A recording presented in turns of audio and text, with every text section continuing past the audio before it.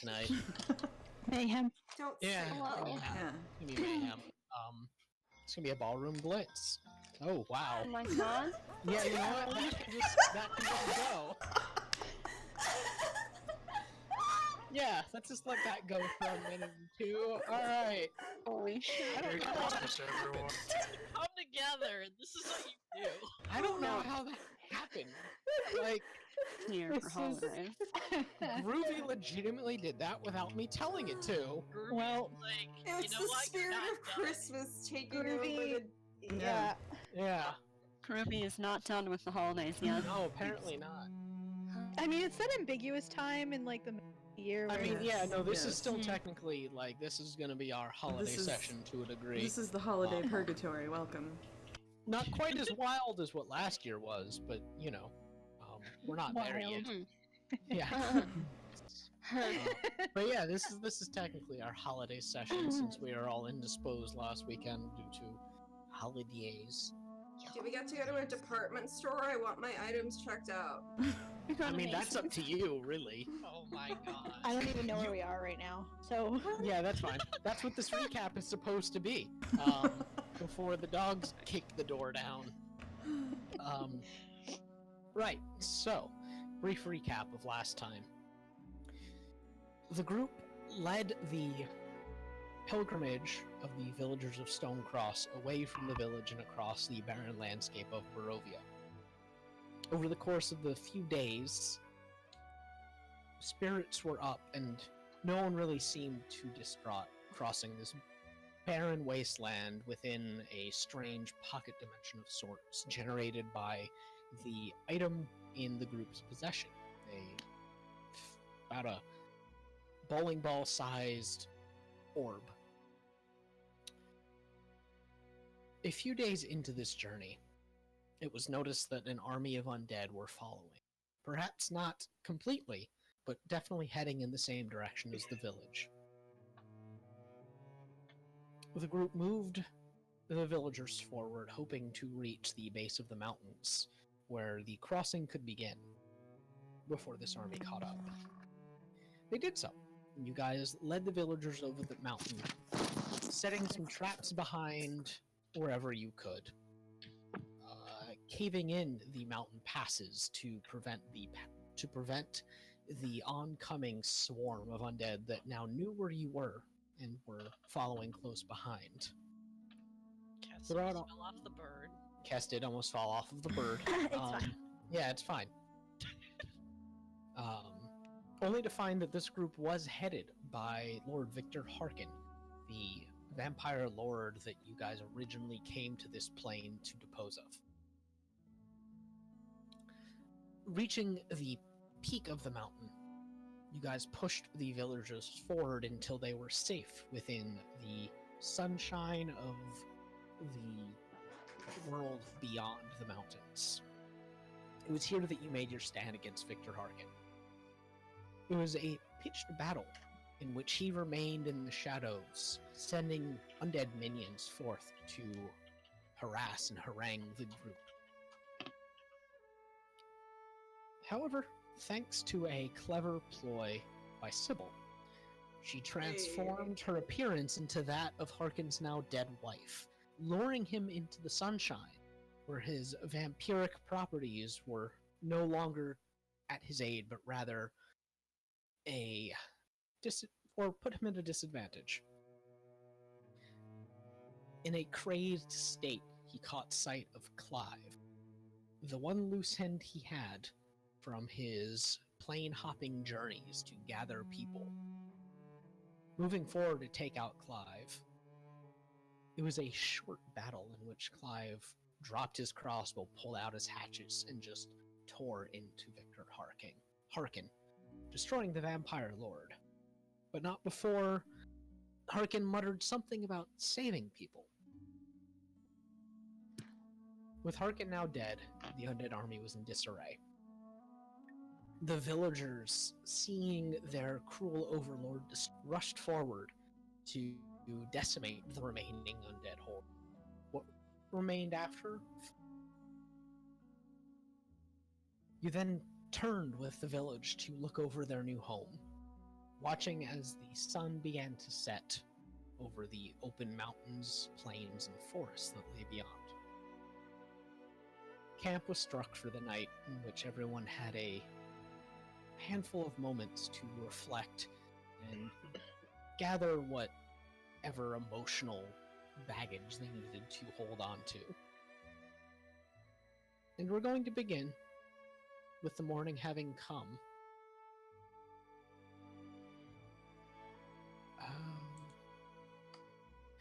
Before you is the sweeping landscape of this new realm. The sun rises over a verdant plain with a forest beyond, and it all lays open and free before the villagers who now begin to stir from their camp in small groups. But it's a quiet morning. No one dares disturb the peace that these people now know as they gather along the cliffside, quietly watching the sun rise. The first time many of them have ever seen the sunrise, or the sun at all. Eventually, quiet murmurings begin to pick up around you guys. And it sounds like the villagers are getting ready to leave. They wish to move on. And in the distance, you can hear John, not bellowing, but certainly calling out to the villagers, encouraging them to pack up and start moving down the pathway that leads off of this cliff. Where are you guys? Did you all set up camp together at the end of the day, or? I mean, I guess. Probably. I don't know. Yeah, I'd imagine so. Okay. Then John wanders over to you guys after getting some of the villagers in motion. And he puts his hands on his hips, scuffed, dirty, bruised, and cut in places. He's far from clean or pleasing to look at this point, but you guys probably aren't much better other than your prestidigitation. He just looks at you guys and says, What do you mean? Sybil looks great. prestidigitation. Yeah. People with prestidigitation, sharp. Yeah, though I don't. Can you get the smell away? You sure can. Okay, Hey. then yeah. Fresh Who laundered. needs to bathe, right? Yeah. Seriously. Magic. Yeah, magic the gross away. Anyway, he looks at you guys and says, "So, what's the plan for you guys?" That's a good question. I think we probably want to go back to Sigil as soon as we can, yes? Yeah, and Navori kind of looks at Minnow and is like, I think we should help this one with some stuff. And tell someone in charge about this place. That too. Right,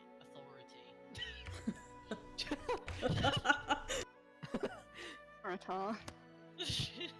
Authority.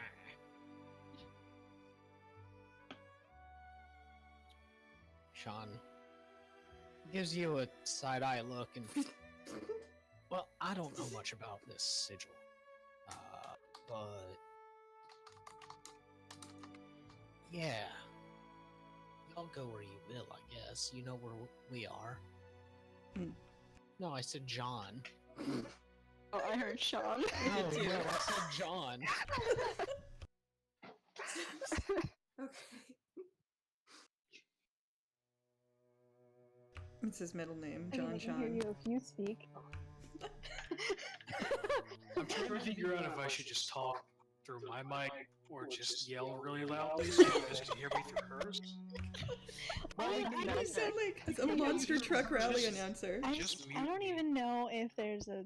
Hang on. I assure you, there's a mute function on there. It's So, not. I mean, I have muted you on here, but I have not muted myself because otherwise I wouldn't be able to. well, you know, Isn't there push to talk? That's what I'm trying to find out. But Yeah, there should be. Well, you did mute yourself, but you also deafened yourself. There we Yeah. go. That's Yeah, alright, hang on. No, that's a mute button. Voice settings.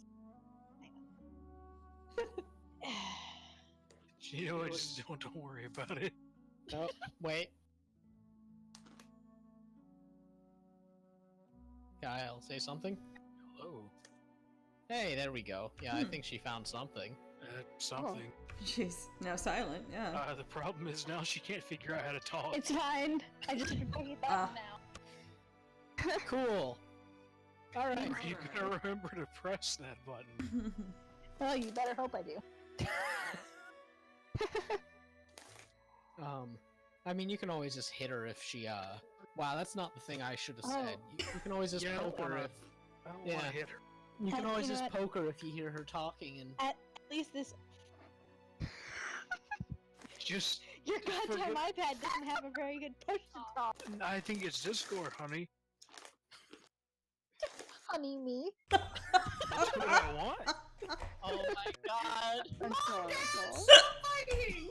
Look, just turn push to talk off. Don't worry about it. oh. All right, yeah, So as we were saying, yeah. Sorry about the Alright, maybe if I momentary just- distraction. Hang on. If I set my sensitivity down a little bit, hang on. Alright. Can you hear me? Yes. Yeah. Can you hear me? Yes. Yes, Yeah. but we couldn't hear you through. You know what? It's fine. No, hang on. Keep talking. Can you still hear him? Put me on the spot. we can hear him Yep. with near perfect clarity. Yeah. Wow. We can hear him when you speak. It's funny because I'm like Alright. probably a good 3 to 4 feet away from the mic. That's an impressive mic. Who Yeah. iPads are that useful? It's on an iPad. It's not it's not the iPad, it's my headset. Oh, Oh, jeez. wow. I'm doing half that thing. It sounds like a bomb going off. Yeah, sorry. I'm assuming you can still hear him, right? Only That a little. was quieter. Yeah, much quieter. Alright. I unfortunately have the sensitivity down to like the tiny little bit. I don't think I can turn it even. I can't even grip the button anymore, so. You're making it more sensitive. Wait, there we go. You made it more sensitive. What do you mean I made it more? It's not.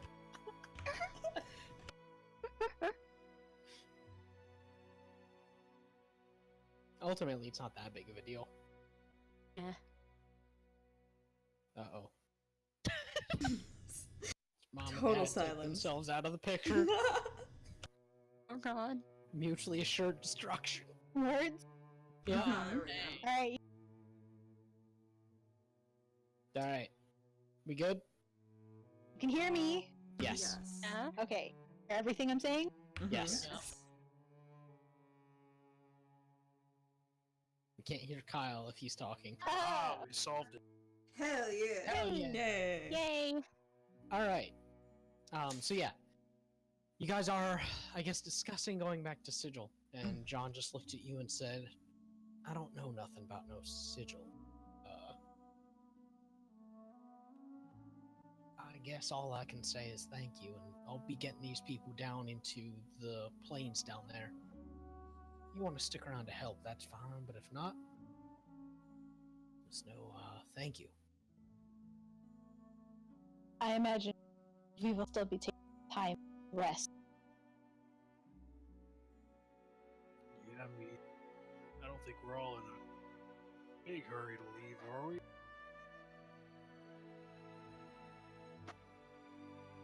Ma- Before he just kind of shrugs. yeah.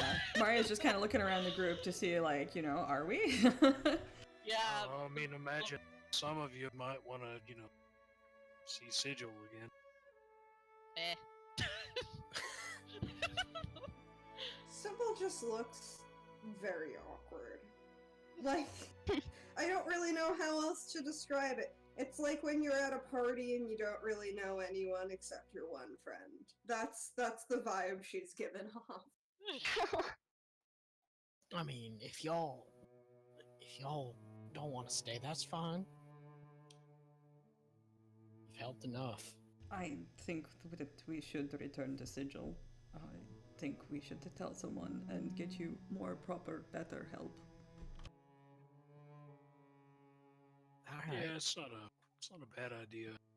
Yeah. Probably one of the better ideas. Well then, I'll keep a lookout for who you're sending to help us, and like I said, our settlement ain't gonna be far from this cliff, at least. Not yet. So we plan on being visible. There may be some delay between us leaving and someone returning, given how time doesn't work. But you will see someone eventually. Wait, Yeah. do we have a map? Like, who has the map right now? I don't fucking remember. I think Kess still might. Oh, you brings it out. Okay, good, we have one, so people can actually fucking find this place to help. Right.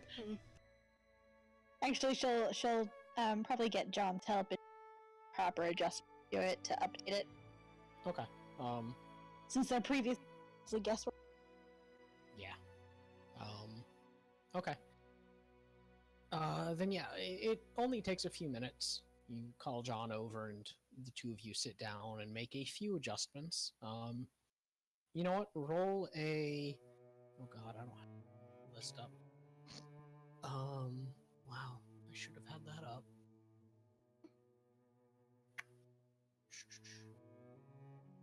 Roll a nature check.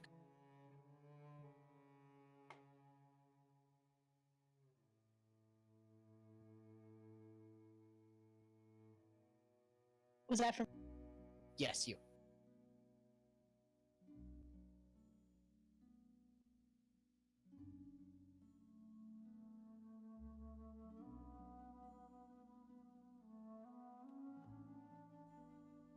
Give us a moment here, folks.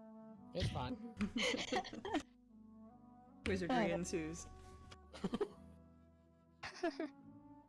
Why are you loading? I was on. Technical difficulties. Yay. You just have Kyle do it with your mod. I have your character sheet up. If you want to look at it. No, she's being insistent. Okay. Well, in the meantime, John is sitting with Kess, and they are tracing down new structures on the map, trying to make it a bit more detailed. What are the rest of you guys doing?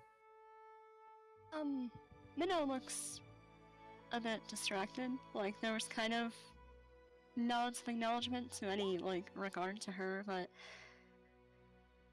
distracted, and is, gonna ask Sybil, you still have that, we took along on this journey, right?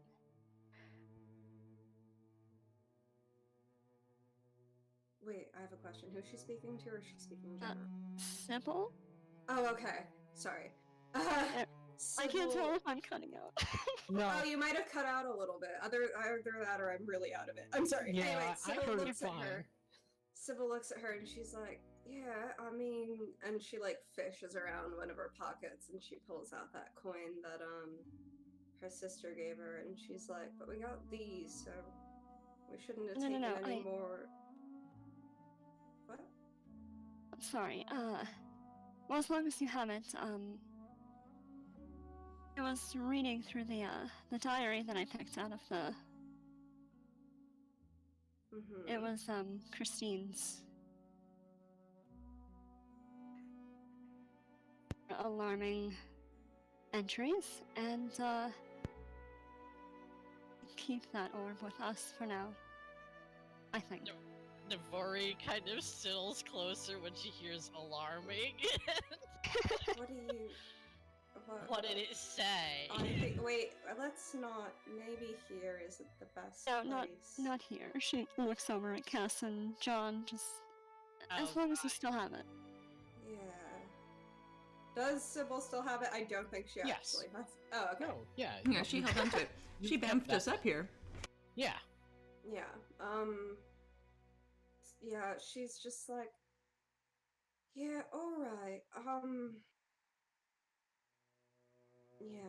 I mean, I'd like to hear the gist of it sometime, but I just too. I don't wanna. Yeah. Kess, you and John wrap up. It's a little shaky. Neither of you are exactly wayfarers, but yeah, it's definitely a bit more detailed than it was. Sounds good.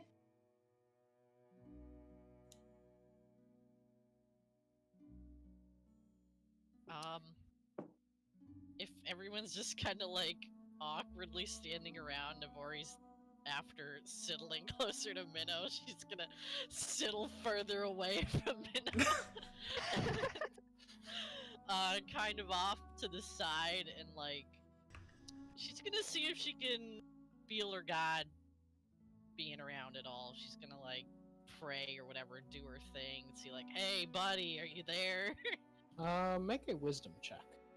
Oh, General just straight wisdom. wisdom? Yeah, Okay. That's a saving throw. just your mod. Damn! All right. Natural 20, Well. okay. You stop for a moment, and it's only in a brief moment of curiosity rather than asking the question. It's like right before the question begins that you hear a whisper in your ear. Just, I'm here. Nabori's just like, sick. And she's like, would you mind looking out for these people? I mean, you know, like, the whole beginning to have freedom thing is sort of... She just sort of waves her hand around like she knows how it is. They probably know how it is. Sort of like it's exciting, but it's also kind of Yeah. you get lost. Sometimes you lose hope. All that sort of thing. There's a moment where you think the presence has gone, but then it speaks into your ear once more, and you must bless an object and then leave it behind for them. I cannot just exist here. It's like, yeah, perfect. That's what I was thinking.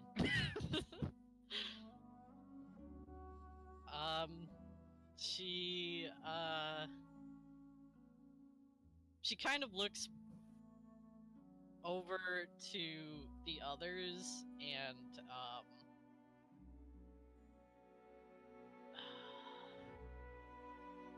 she's just like, hey, you mind holding up a sec? There's something I gotta do real quick, or maybe not real quick. I don't know. We'll see. And she kind of looks for any vague reaction. It might not be approval or okay, but a reaction that someone heard her. Maria looks like she's been chiseled from stone. You get nothing. Minnow gives a nod. Browning. Okay. Sybil is still kind of zoned out. Well, Minnow heard her, so that's important. So, she kind of runs off, and she starts looking around for a thing. Knave runs off, and Sybil's like, where'd Knave go? You just hear that softly in the distance.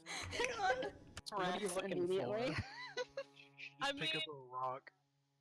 She's looking for, like, you know, a neat rock or some weird All right, make an natural investigation check. formation. Like, she's also looking for something that, you know, her god might approve of. Like, hey, this is a neat thing. I like that thing. Kind of shit. All right, yeah, make an investigation check.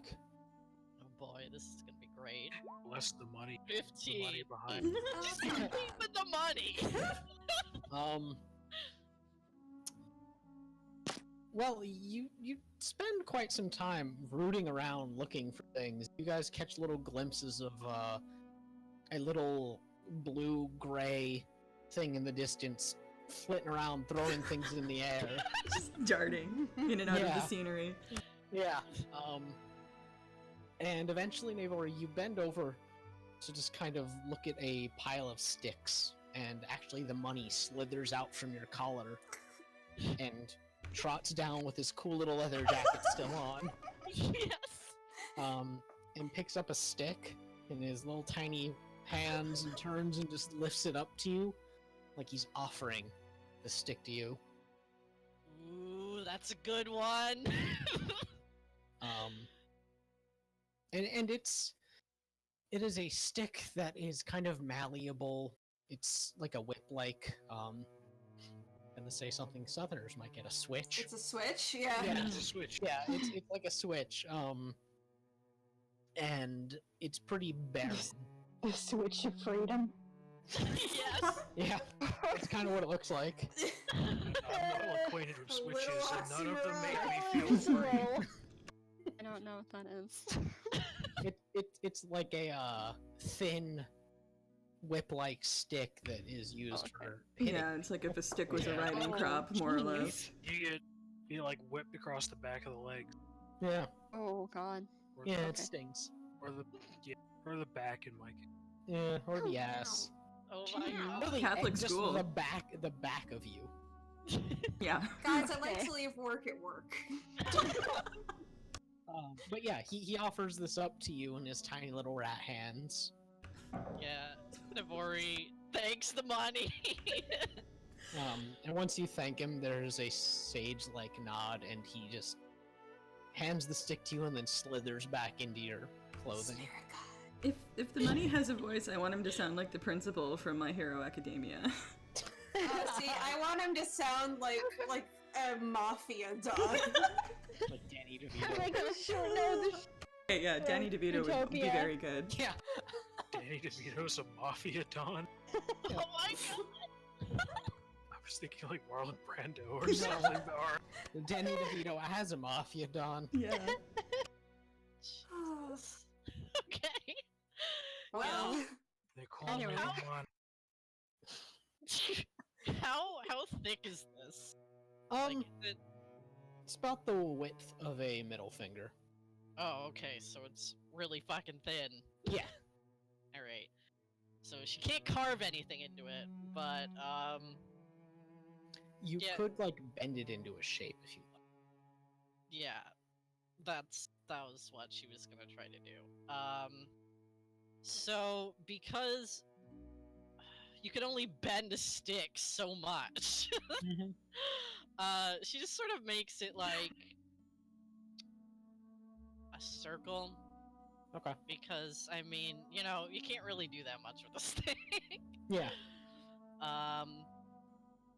Ideally, she'd want a triangle, but you know. So she thinks about it, and is there any long blades of grass or anything around, Yeah. or like other flexible sticks? Yeah, there is just various bits of plant matter that you could probably use to dress this up or tie onto it. Okay, so she makes a circle, and she makes like an upside down triangle in the middle. Because that's kind of like her god's holy symbol, like really simplified. Yeah. And then she goes about trying to bless this thing. I'm guessing it's gonna be ceremony, right? Like, Yeah. Okay. Which I don't think that needs a roll or anything, it just happens. Yeah, it takes a while, but you know, it's a ritual, so It's what, 10 minutes or an hour? it's like an hour. Yeah. Okay. Then yeah, does it look cool? What's it look like? Yes. the casting of ceremony? What's the scene? I mean, She has to do a keg pretty stand. boring for everybody. Just in some, you don't really know what you're looking at other than Navori holding a stick that has been fashioned into a shape. Her eyes closed and she's murmuring things, various little prayers and ideals that she's trying to impart onto this object. It's very boring to look at. It's nothing too special. Says you. Yeah, I mean, there's no flashy anime effects or anything, it just happens. But Navori, at the end of this ceremony, you feel a spiritual weight to this object. And Kess, from a distance, you can also feel this. It's a pretty religious object now. And it's definitely got some sort of significance at this point. Okay. Navori's like, she looks pleased with herself, and she kind of looks up ambiguously and like holds a thumbs up. She's like, "Yeah, we did it." And now Sybil's she's not looking. sure what's going on, but she gives a thumbs up back. A cloud in the sky, Never leave a friend hanging. just a passing cloud for a moment, looks like a thumbs up. Yes! Navori's like, "Fuck yeah!" Then she sort of stops and she's just like, "Where the fuck do I put this? Do I give it to somebody? Fuck." And all this time, villagers have been trudging past you, just muttering excitedly. From a tree like an ornament. Yeah, a few of the kids have stopped to give you this weird look because, again, you look kind of crazy to those that don't know what's going on. But yeah, there are people filtering past you. Okay.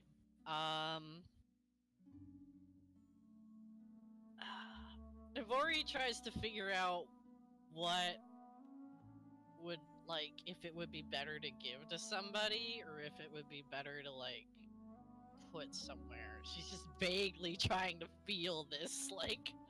That would be of your own judgment. Okay. Yeah, this is actually the first thing of this nature you've made. So yeah, there's really no like, process. I don't fucking to know what I'm this. doing. Yeah.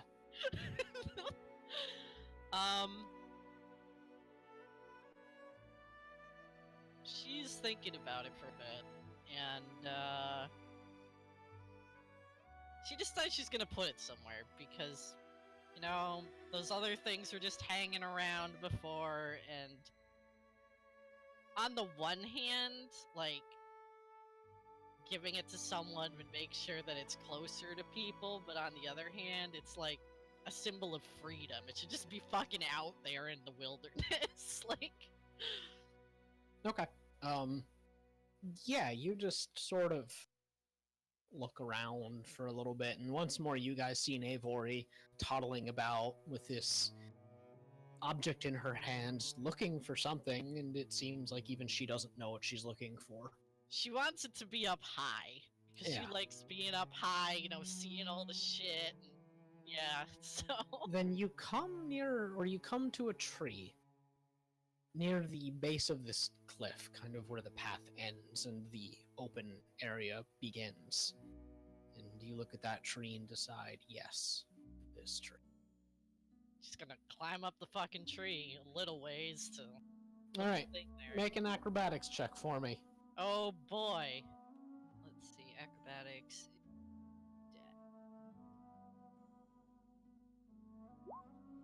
A whole All right. average. You guys also see Navori scramble up this tree like a lazy cat.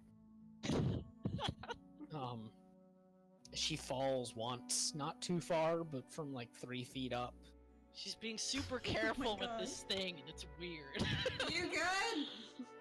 I'm fine. Don't worry about it. You need help? No, I'm good. Alright. But then Navori, you do secure it in a little place. You take out a few of the blades of grass you've kept and tie it onto a branch to make sure it doesn't just blow away. But you look satisfied. Yeah, she sits up there for a bit, and she crosses her arms, and she sort of sticks her tongue out and squints one eye, like, you know, she's seeing if it looks good where it is, and then she's like, yeah. All right. Have the rest of you guys been doing anything in particular other than vaguely seeing Navori skitter about weirdly? Well, No. Yeah, not really. Sybil definitely wants to watch that, but she's gonna go. Have a go over to Clive. You know, orb under her arm. She shifts it like the world's sickest basketball, and she's like, "Hey, how are you feeling?" Good, I suppose. Good? Like, is that like, oh, I'm fine good, or like, you feel good about the outcome here?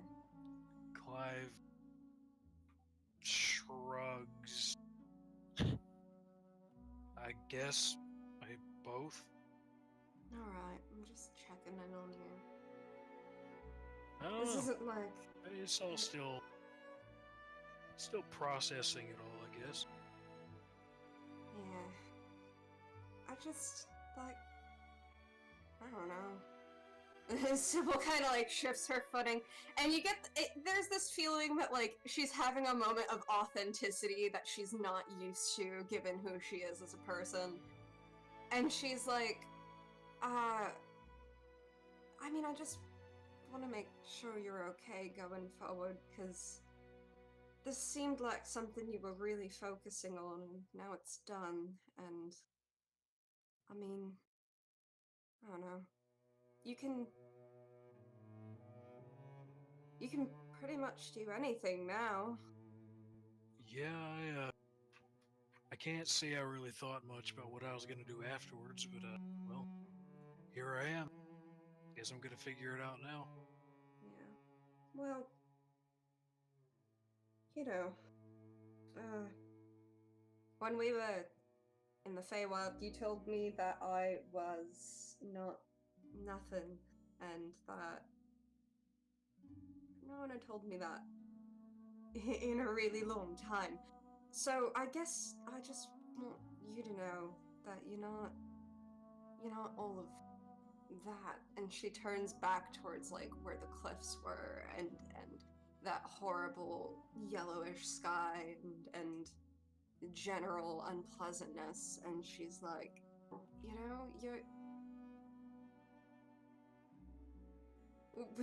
we're friends, and I don't think we've ever met anyone who's disliked you, so I think you're gonna do some good shit, Clive. Well, guess we'll just have to find out, won't we? No, we're not gonna find out because I fucking know. And then Sybil walks away because this is too much emotion for her to deal with. She's like, I've been too genuine, I have to leave. Clive looks down at Boon and gives Boon like, hey, man, did you see what I just saw? Look. And Boon just like stares. Boon does that like that wise doggo stare that dogs do sometimes.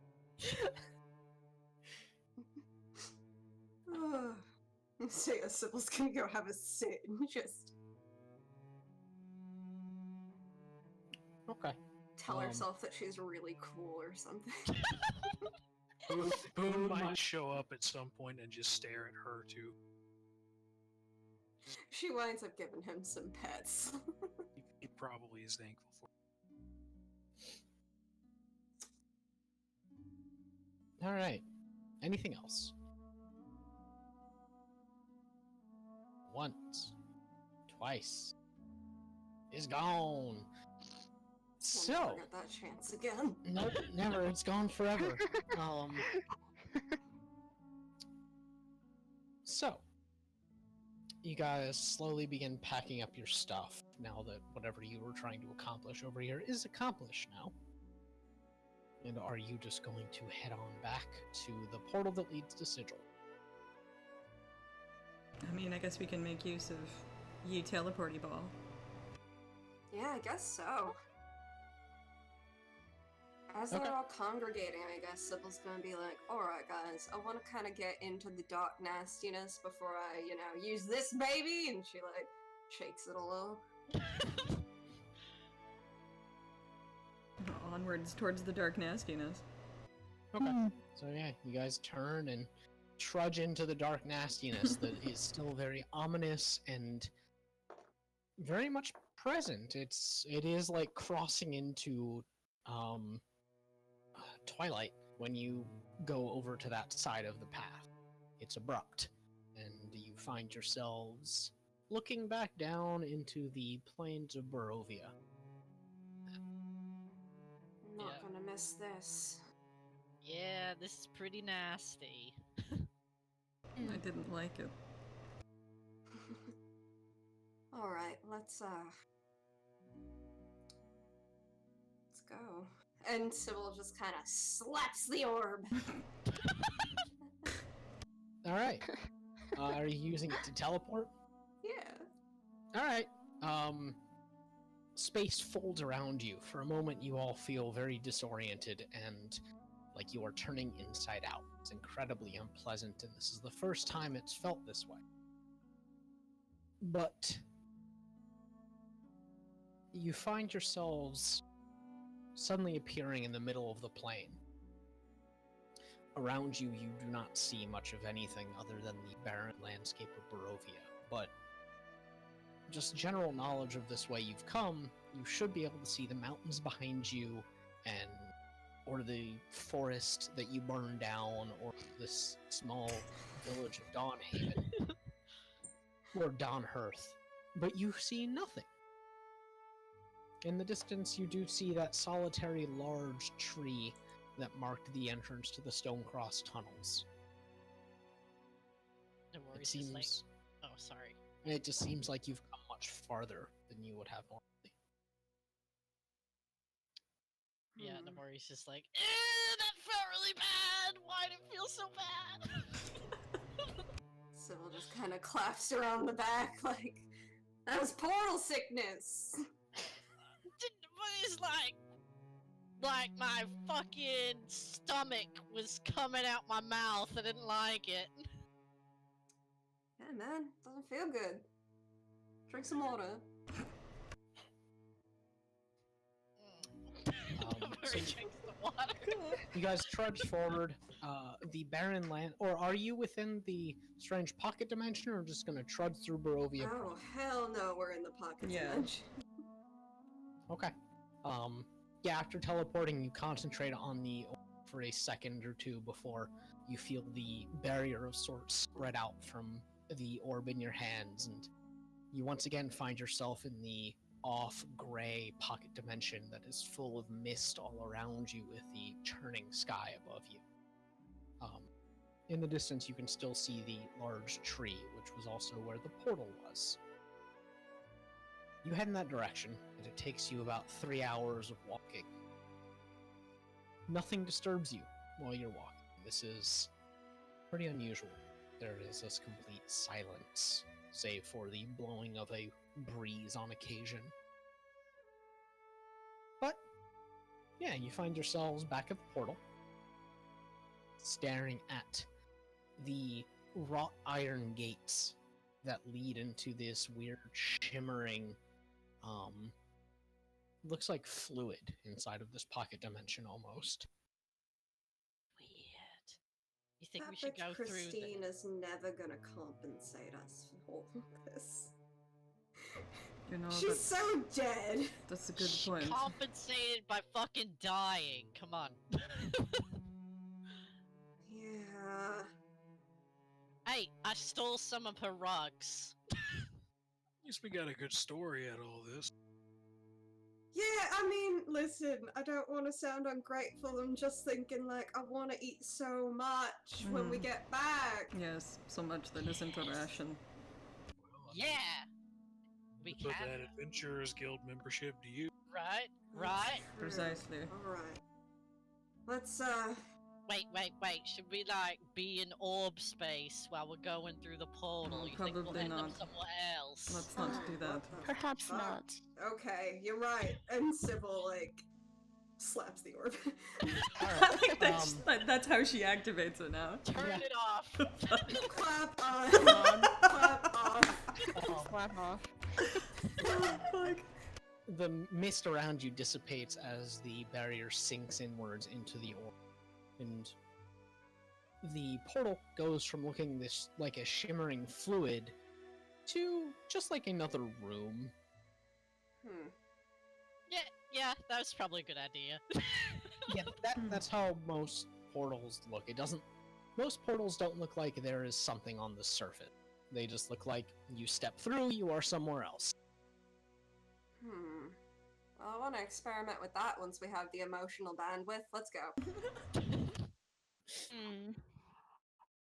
We're gonna Cha-cha-cha. go into like weird, creepy worm guy land. Oh. I hope not. Hmm. Alright, everyone. Single file, single file. No Someone's gonna pushing, no go shoving. home. All right. One by one, you guys all step through the portal, and despite it looking like it's just kind of a doorway leading to the next room over, there is a moment of blinding whiteness that you have to shield your eyes from before you step back out. Sigil. It's a jarring return. You are suddenly moved to a completely different area. The sudden sights and smells of the city smack you like you're getting slapped in the face. It's a return that you get the sense leaves most people wondering, am I ever going to get used to this? Even you, Sybil, you've lived here your whole life and you are suddenly aware of the city stench. It's like the first time you walk into New York City and you're just like, what? People live here? Tamori's just like, this is fine. I mean, Sybil's been smelling ghouls. Yeah, does it smell better or worse than Barovia? I mean, it smells like fried food and people sweat. I would prefer that to ghoul, I think. Yeah. Yeah. Yeah. Mm-hmm. So, you guys are back in Sigil. It doesn't look any different. The ever unchanging city you stand in front of wrought iron gates that lead back into Barovia. There are guards milling around near the stations that you have to pass through to gain entry to portals. They look completely just like they don't care that people just came through the Barovia portal. The streets nearby are busy. Alright. Guys, let's go eat and talk about that journal and then figure out what kind of bureaucracy we gotta go through to notify someone. Yeah, I'm not Yes. gonna fucking help with that very much. Sorry. Well, I think a lot I'll of it help can be with the filed eating. through the Adventurers Guild, as a matter of fact, given that that is ostensibly whose auspice we are working under. Although That is fair. is sometimes open for debate. Oh, does that mean we're gonna meet whoever works, like, your aunt's boss? Sybil says to Minnow. It's time Does for your aunt have a boss? it's time for middle management. I don't know. This all sounds really boring. You know what I'm looking forward to? Sleeping in a bed. Yeah! Yes. Yeah. And Yes. food! Too. Tori's absolutely starting to look for, the street back alleyway to get to the Adventures Guild. It's shortcut that's time. like shortcuts, yeah. I can't wait to go eat Ghibli food. Like, it's just Yes. Fuck. I want a Red Wallian feast. Let's go. Yes, please. Right? I can go for one of those always. Leave with shrimp Yeah. gumbo and scones. Jesus. Oh, Hotter and otter soup. Yeah, so many scones. I want it cooked for me by an angry otter with Yes. a Scottish accent. Absolutely. A little Cajun otter. Yep. So, yeah, Navori, with you in the lead, you guys go through back alleyways, stepping around various thuggery that's happening. It is the back alleys of a street. You have to walk past several closed stores, open stores, while the shimmering sky above you that glimmers with various stars. Wait, I have a question. What kind of thuggery?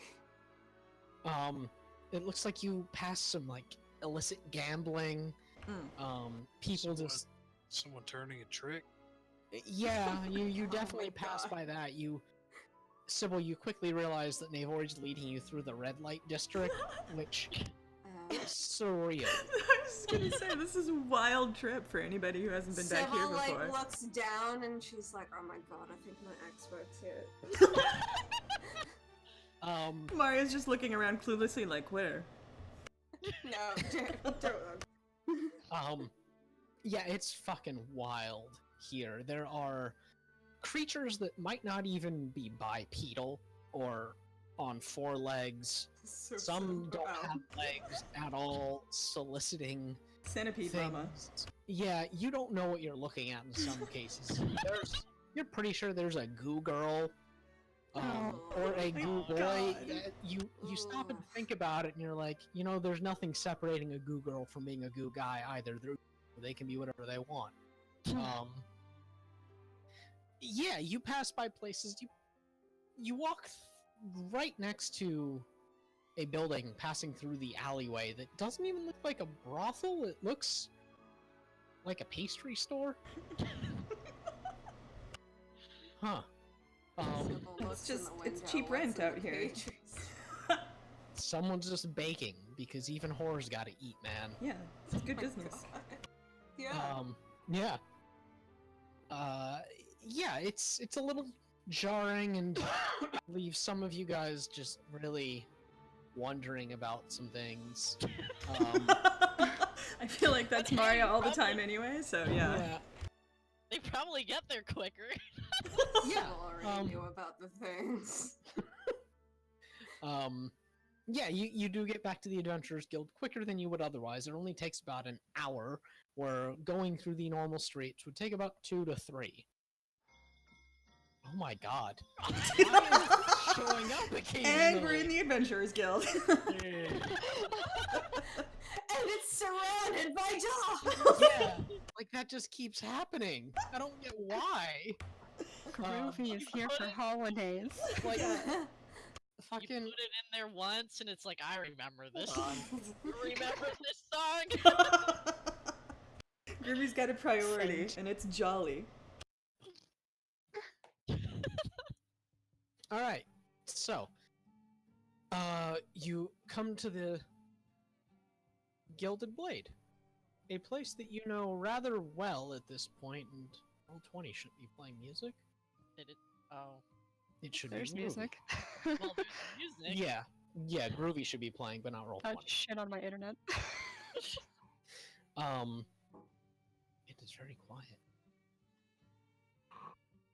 It's okay, we can So turn yeah, it up individually. you step into the welcoming, warm atmosphere of the Adventurers Guild. It is completely unchanged from when you were last here, to the degree that makes you wonder a little bit, how long were we gone? Or does this place ever change? What is time? As before, you see Ardania back behind the large desk, milling around, addressing various people. Leaning up against the desk, you see a knight in shining armor, speaking to her, leaned up against it. Is he familiar? Of course he's familiar. You can't overhear what they're saying from the door, because there are dozens of other adventurers of various stripes milling around, sitting around tables stacked high with food. The atmosphere of the Adventurers Guild is as warm as ever. There's a fire roaring in the fireplace near where you guys kind of normally sit. The nice, comfortable chair in Maria's corner. Oh, Yeah, Maria's little Roomba slot. yes. She moves to occupy it immediately.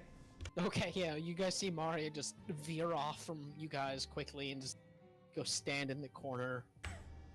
She sits I in her get chair. that. So, with you inside of the Gilded Blade, what are you doing? Navori, since there's a bunch of people at the desk, Navori immediately goes to wherever she can get food. Oh yeah. Okay. Maria like Yeah. sits down in her chair for all of 2 seconds and then is like, nope, gotta get food first. Yeah, Navori's Clive is- immediately waving down someone for food and going to claim spot and being like, "We want everything." Okay. I'm sure that's not an uncommon request. Yeah, no. Yeah, no, as you move to occupy a table, there is a table near Maria's corner. It is a small area that you guys have returned to several times. Someone immediately comes over looking a bit harassed. Just a young man, hair pulled back into a ponytail, just smiling thinly at you, and you're gonna have everything then? Yes. Right, Please okay. and thank you. Yeah, oh, you said thank you. You get double everything. Ooh. Look, it's only Um. common courtesy, yeah? You would think. And he turns and scuttles off. Sybil is gonna go bother her good friend Benny. Okay. Those of you sitting at the table, food does arrive in short order, and it is magnificent and disgusting. It is every Hogwarts feast put all into one. Literally anything you could want, except for the weird stuff, but even that. Little blood pudding. Sometimes Yeah. you need it. Oh my Ugh. god. Try it. Pass. That Pat. tripe. Hey, I've had black blood sausage before. It's tasty. Yeah, that's not That bad. is good stuff. It just is daunting. Yeah. Yeah, because you know what you're eating and it's Yeah. not good.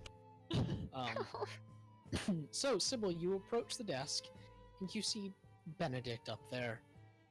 Radiant as Sybil. ever, his armor freshly polished, his hair coiffed back into a nice little wavy sort of not updo, just wavy. And he's just smiling at Clark Ardania, Gable. and Ardania's moving around and occasionally shooting him a like, really right now look. I just keep I imagine him as like a Hemsworth brother. Yeah, that's kind of what he does. Oh my look like. god. Yeah,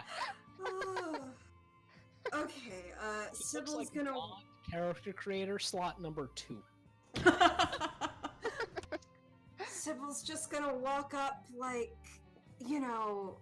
just flourishing, just arm out, the orb in the other, just like, Benny, look at you! You're looking so well for yourself. Is that new armor? He looks at you for a moment, just kind of distracted, and then, Sybil! I haven't seen you in what feels like ages. How are you, my friend? This is new armor. Thank you for noticing. Most people don't. People here do not appreciate freshly polished armor. I know. Just people have no real appreciation or taste in aesthetics. It's such a problem, but Thank you. I've been telling Ardania that all day, but she's not listening, and she looks over and just smiles thinly and Sybil gives Ardania a sympathetic look when Ben is looking.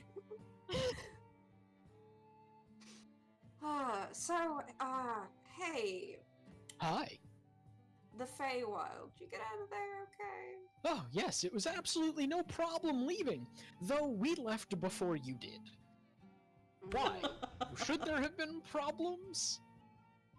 Well, there was just this weird fungus stuff in the forest. We're not really sure what that's about, but we wound up getting out alright. Well, all that matters to me is that my good friends, Boon's bounty, escaped with Oh, that's what I like about you, Benny. You're so sincere. And she just claps him on whatever part of his arm is not too armored to hurt. And It's all she's like, pretty armored. she's still He's like a tin can over there. and she's like, so what are you? I'm not interrupting anything, right? And she kind of gestures between him and Ardania. Oh no, I'm just harassing her, and she looks back and Oh my gods! he is bored. Oh. Why? Haven't you, I figured, a guy like you'd be busy. Oh, well, it's Saint's Passage. I'm not taking any jobs right now. It's only about a day before the celebrations begin, and why would I leave? It's my favorite time of the year. Shit, it's been that long, huh? Sybil, you've only vaguely heard of Saint's Passage. Yeah, but she still knows, like, around the time of year it is. Yeah. Yeah. So she's like, God, wow. And she just, like, pulls out the coin in her pocket and looks at it and turns it over, and she's like, I guess that makes sense. Ugh. Oh, yes, you've been gone about a month. Yeah, all this interplanet travel is really getting to me. Ah, it does that. You know, I saw, like, the sun, but not like the Feywild sun, like an actual sun. That's crazy. Oh, yes, it is hot, and little did I know, if you stay in it directly for too long, you'll get red and it will hurt. You know, I learned that if you stare at it for too long, you'll permanently damage your eyes. I didn't, but I got close. Me too, friend Sybil. It was very distracting. They should have... Asim made sure that I did not lose my eyesight, though. No. What a good sport he is. My yeah, best they should really friends. make a handbook. Where is Asim? Oh, he is about doing what Asim does, which are Asim things I have been informed I should not inquire further. Jesus. Alright, I'm gonna go eat, because I'm real hungry, but if you fucking get bored, I'm sure.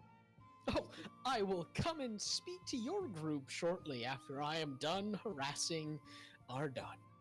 And she just... Someone take him from me. And Sybil just backs away like, bye, Adanya, your hair looks nice today,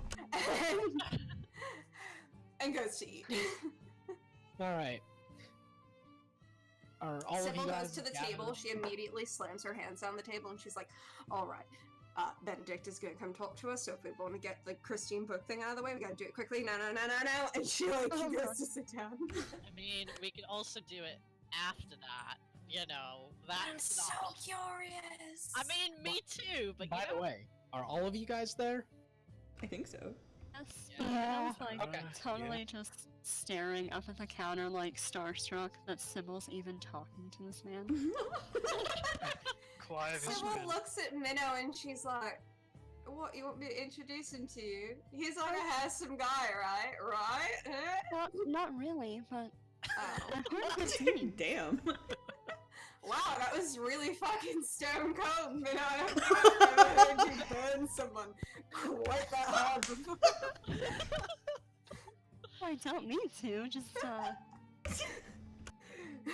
like gestures to herself, gestures to Benedict, and well, I've I heard see good your deeds of point. him, so Yeah, I mean, I haven't seen him in action yet, but he's like, he hasn't died, so I guess he's doing pretty well for himself, you know? Or a That feels like a good metric for an adventurer. I'd say so. And neither of any of us, and she lifts up like a glass that she's found on the table and is like, amen, and like chugs. yeah. Amen. And she also takes a drink. Maria will drink her water to that. Yeah. Clive is too busy stuffing his face to also drink. Yeah, Nabori is stuffing her face and also giving the money food. Is Kess just kind of quietly eating? Yeah. As she do. She do. She's not ignoring this particular fact. Benedict. Food is clearly disappearing from her plate, but you never actually see her pick up. See, I was Yeah. imagining her eating very neatly as opposed to almost everyone else. Yeah, Surgical so she just- precision of she, knife like, and fork. Picks it up. Goes. Oh no, is Nino like cutting out for anyone? but Yeah, me, or am I missed Yeah. that. I could. You could what? Mhm. No? Here. Heavy sigh.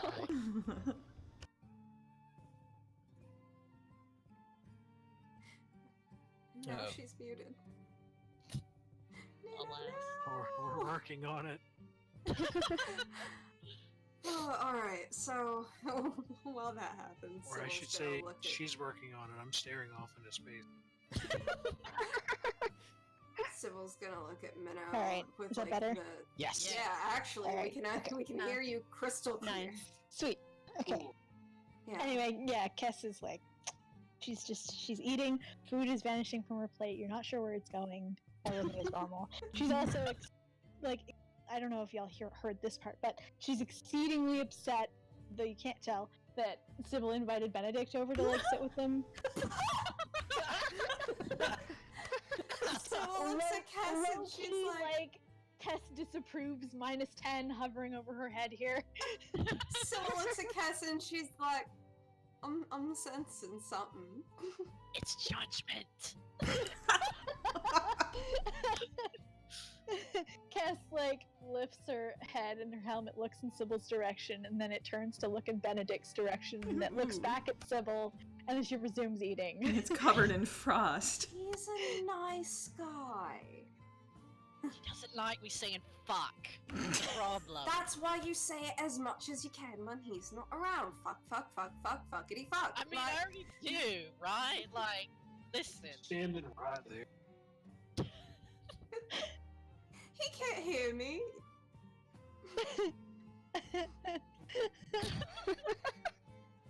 Or can he? It appears he cannot hear you. There's a not significant, but there's enough chatter that, you know, people won't overhear unless they're listening to you. Listen, I just think it's nice to see a friendly, animated, joyful face after all of the shit we've been through.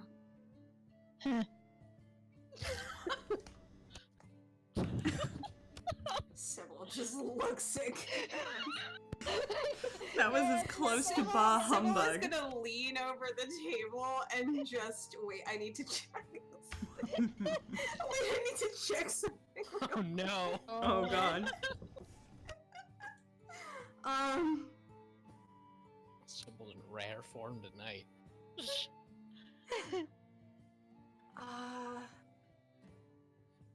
Oh man. Okay, I can't. But I can't do that. So instead I'm gonna do this. She's gonna reach out with prestidigitation, and you know how like on the Disney Channel they used to do like "Welcome to the Disney Channel" and like draw in the air the Mickey Mouse ears. Yeah. She's gonna do that, except like just make a big old you smile in front of Kessa's face and like glittery green. Turn that frown upside down, buddy. Navori slowly shoves an entire loaf of bread in her mouth and just watches how this is gonna turn out. Maria looks like she's struggling to contain Slowly something, but no picks one up can a be piece sure of what. Food. And chucks it at Sybil. Oh, fuck! Navori almost chokes. I imagine it beams Sybil like right in the eye socket as she reels back, but like the illusion just goes. That's how Marty lost her eye. Oh my god. It's all coming It was back. like I don't know. It was like a chunk of like mashed potato and gravy. That's Oh that's God. tossed at Sybil. So it's splat. And she's like, ew, it's warm, and I don't know what would be worse if it was cold and not. And then you can see a smile on Kessa's face after that, and she just that's how that goes. Sybil feels grossed out, but also a little satisfied.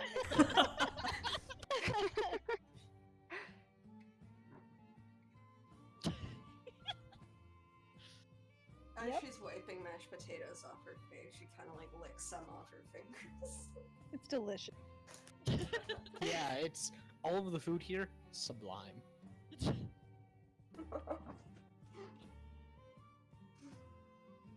Oh, alright, does Benedict look like he's done with Ardania? No. Sybil's Not gonna going look at anywhere. Sybil's gonna look at Minnow and be like, alright, let's What's in the book? yeah. What's in the book? She'll rummage and pull it out after she puts away her, like, sets aside her plate. is gonna crack it open and look through them, and can link it in chat for anybody who might be looking over her shoulder. Yeah, Hell Navari yeah. is. Oh I man. have no idea what the seating arrangement is. Yeah.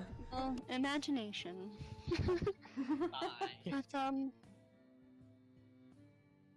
and she speaks kind of hush about like we have now was found in those caves, and she'll point that out in the entry.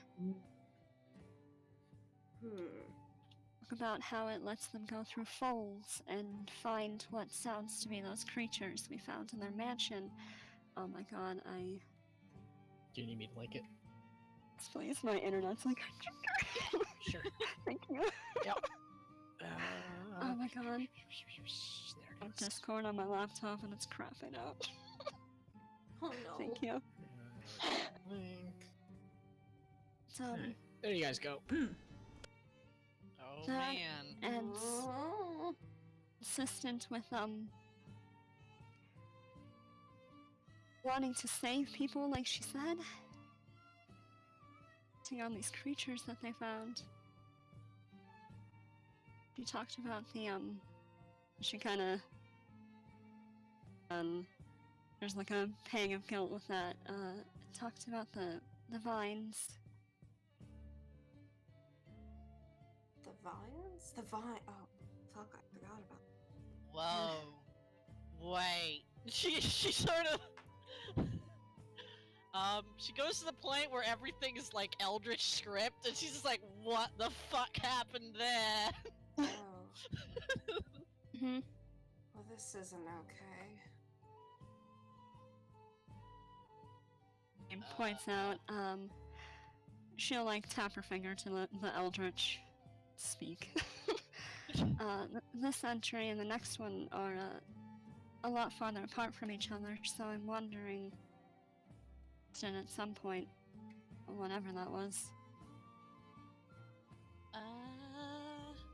Well, you know, that's a creepy fucking orb. Yeah. Maybe you shouldn't use that thing too much anymore. Yeah, I So- mean, I wasn't really planning on it. But at the same time, I think Guys, I think we've been stumbling into a lot of the same shit. Yeah. This is certainly one too many coincidences for me. Yep. This sounds like some worm guy shit. Yeah. There's probably something in the library. Maybe there's not. Maybe there is. But maybe there's not. What the Hate fuck? libraries. You know, I need to go back there eventually. Yeah, so do I. We need to do kind of A thing. heist. Ah. Yeah.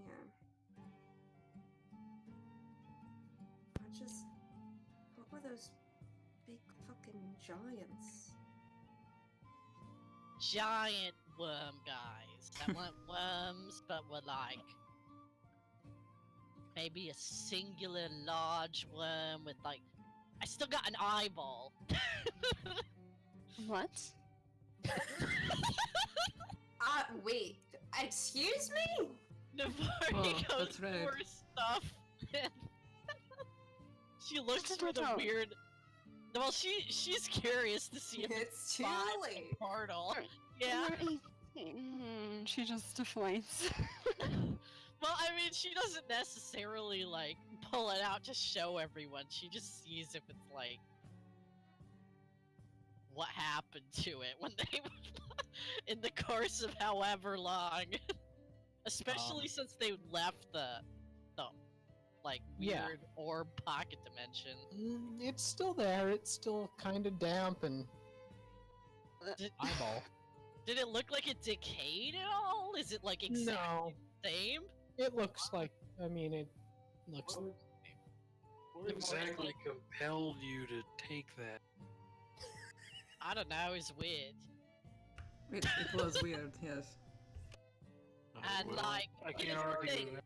Here's the thing, right? Like, Mari and I, we thought, like, the weird eyeballs might actually be, like, she just sort of gestures at Sybil's orb, like Mhm. those. Because they sort of look similar, but, you know, they're not. It's just an eyeball. I mean, if you have something from it, maybe we could meet someone who knows something. Maybe. I mean, you know what's fucking weird is this, like, it doesn't look like it decayed at all. It's exactly the same as when I got it. Perhaps Hmm. a trip to the library is advisable just to do some research to see if we can find another commonality that somebody else has run across, yes? Yeah, maybe we can find a nerd who knows more about weird, creepy, bone Outer guys eldritch and things. eyeballs. Yes. Yeah. Did I hear somebody say nerd? And you see Benedict approach. Cass Yep. picks up her plate and, well, yeah, she leaves her plate because it's done. She turns around and she goes to bed. No! As you get up to leave, Uh-huh. you see a short, little fat man with blue skin Uh-huh. and black facial hair. He's kind of balding. Uh-huh. He looks up at you and, oh, where does this one think she is going? Cass, like, you know how football players look at a football? Oh. Like, she looks at him like she's measuring the distance Not between him indoors, and the not nearest, like, indoors. goalpost.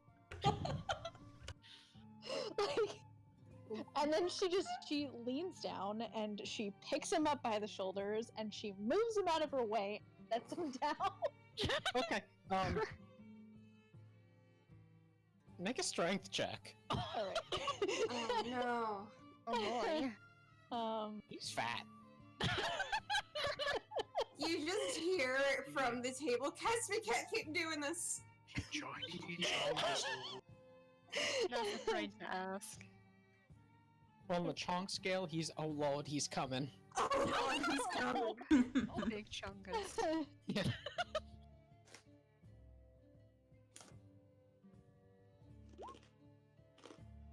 Oh, thanks.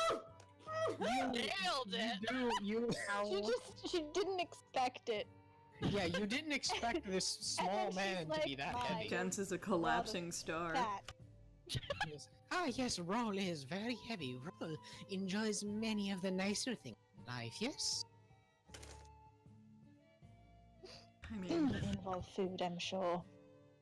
You could ask Roll to move, and Roll would happily move. No. And she steps over him. Okay, yeah, you do that because he's like 5'2". Yeah.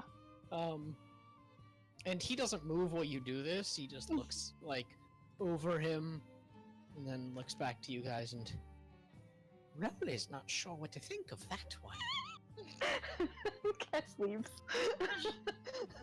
Navori's like, bye, Cass! It's like, I'm out.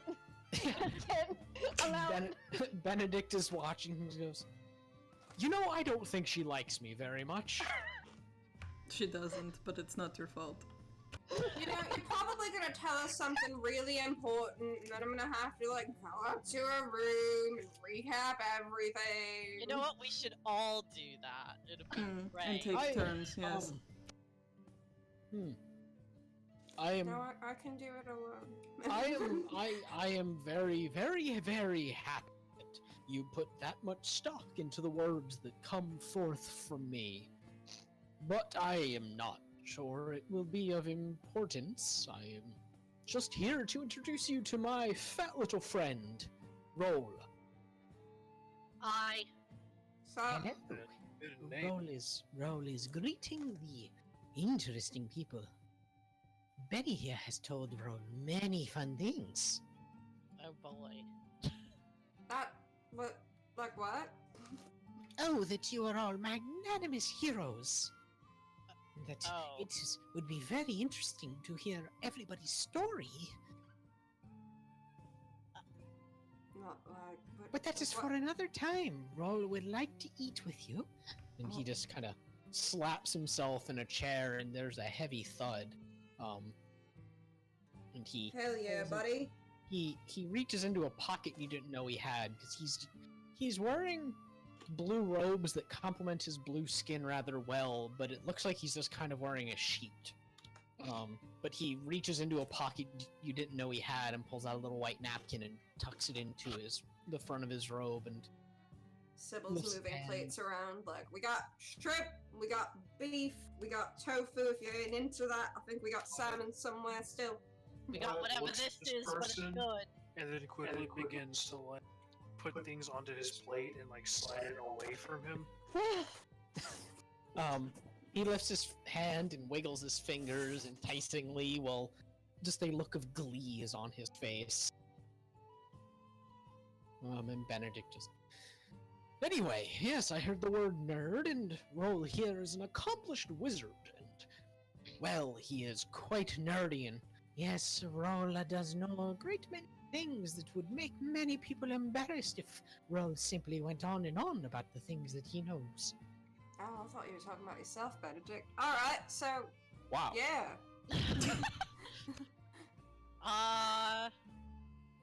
Okay. Navari takes out the eyeball. Ooh, don't put it on the table, put it on a napkin.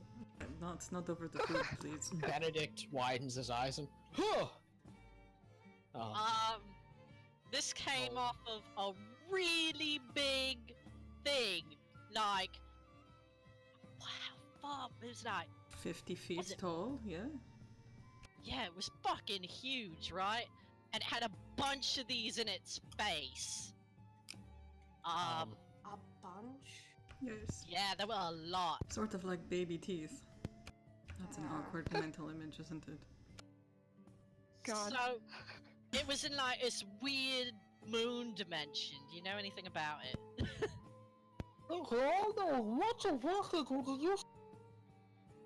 Chew your shit first. He finishes what he was eating and... Oh, yeah, Roll knows a great many things, but a moon dimension, that would be interesting. Maybe Roll see this eye... Said it's eyeball? Yeah, Ew, or we Daddy. think it's an eyeball. It kind of looks like one. Mm. Don't like squish it or nothing. Picked Navori, it up and, yeah, looks she at hands it. it over. and squishes it. Does he like What did we smash it? just- No, he just like Squeezing. He squeezes it with two Okay. fingers. Yeah, Navori meant to ASMR. smash it instead of. Yeah, ASMR. Just pops it in his mouth. Well, it is certainly an eyeball. Oh, Yeah, that's what I thought. I think it is looking at me. Uh, I mean, it's Eyes? typically what eyeballs do. Maria hates maybe this if you entire angle it conversation. another way, it won't be. Oh, I mean, I think Roll does think that it is looking. Why did you say you found such a thing? It was on a giant ass creature in the moon dimension. A place that seems like it's... Hey, do we still got the writing? Yeah, I copied it, I think. Navori goes to her, like, ridiculously messy bunch of notes in her, like, shitty notebook. And it's like, Maria's gonna okay, try this to is one of descri- them. Yeah, Maria's gonna try to describe this interplanar dimension they were walking through to him also. Yeah, Navori gives, like, shows him the writing. The weird eldritch script. Which one? Were two. Okay, let's see. The latest one. Okay. Well, I mean, she has both. She probably just shows him both of them. Okay. He takes the first one and just flicks his fingers out to straighten the paper a little bit and twists it around and flips it around a little bit, making a big show out of examining it. And Benedict just watches with a You got and started. Fantastic. Well, hey, we're curious, man. We saw these things like multiple places. It's weird. Yeah. There was a worm man. There was a worm You s- guy. You say a worm, man? Yeah, he was fucking made out of worm. He wasn't a worm, he was made out of worms. I guess that's a distinction. It looked almost like he had clothes on, like robes and shit, but he was made out of worms. And he left this one there. She points at the one that the worm guy left behind. Well, I do recognize the language. I do not speak it much. Roll is not too familiar with the. What tongue is this? Mars is like deep speech, right? Ah, yes. It is a perversion of deep speech. Oh, so it's weird. Ah, yes. Weirder than weird. Yes, not sexy. Not sexy. When it is. Roll has seen this once before, and it is a deep speech that has been altered, as if someone does not speak it well or does not write it well, but it does say we seek. Roll does think that is ominous, and quite frankly, Roll does think you should maybe be quite careful who you do show this to, yes? Wait, what's the other one say? He looks at the other one and... Yes, this one says we watch. Oh, love that. Yes, Wait. So why should we be careful? Does it like make people do weird shit? Well, everything you are describing seems rather... well, strange, and you do not wish for people to question so much, do you? Mori just looks like she doesn't really... She sort of gets it, but she also doesn't. She's just kind of like... Well, I mean, we don't really have, like, fucking answers. Oh, Even if they wanted. If this is the only advice Roll can give, for Roll knows many things, but Roll cannot say many things. You see, it is the way of Roll. There is one at the Magisterium you should perhaps speak with, yes?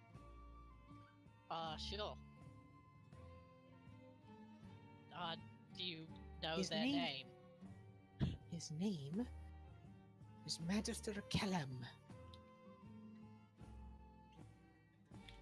Helen? Kellum, he is a very smart man. Has Sybil ever heard of Cologne? No. Never heard of the guy. Oh, he is no professor, he is a researcher. Do trust Roll when Roll says that he... well... just... be cautious, yes? Yeah, I get it. We don't want to be... Did you show him the writing, by the way? Like the book? Oh. No, I mean, I figure Okay. that's up to Minnow. She's the one who's got it. Okay, I just wasn't sure. He slides the eyeball back and... Roll's advice is to cover that up. You said something about it, like, looking at you. You think it's like, it can see through it Yes. still. Yes. The thing looked dead, though. Oh, That's You think fucking it can- weird. Do you death think it is... can see through, like, objects, though? Or just in general? Roll cannot say. If it is an eye, it can be covered. Fair. Mario's just gonna Mori adjust makes her a weird fucking headband, place. yeah. Yeah. She, Maybe I'm gonna have to stop at the department store. Let's see, what does Nabari have in her freaking bag? I mean, she could just put it back in her bag. That's Roll in a pulls bag. off the napkin from his chest and just drapes it over your hand that's now holding the eyeball. There, I think it is blinded. Good. Thank you. Yeah. Fucking weird. Well, seems like we're 3 deep in a conspiracy now. Oh, yes, yes. Cool. Roll does believe that you are in as the shit.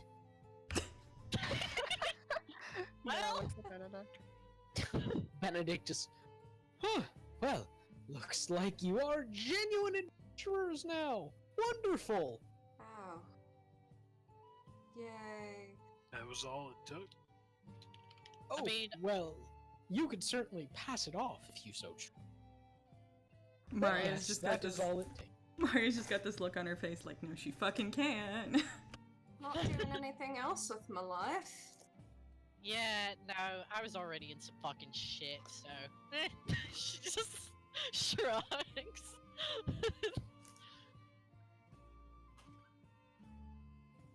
Okay, so you know anything about like weird slimes and fungus people?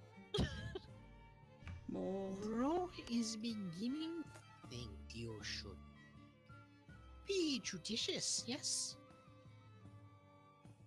Yeah. Hey, I got a question. The sailors, right? Guys going in ships out into sea. Well, the stars, I guess. You Yes, think they know anything about that role? Roll is on. Oh? Well, that's all. Roll Figure can. some shit out. Roll only gives so much advice. Unfortunately, Roll is not the all-being or all-knowing being that Benedict here is so convinced he is. Sybil looks at Benedict.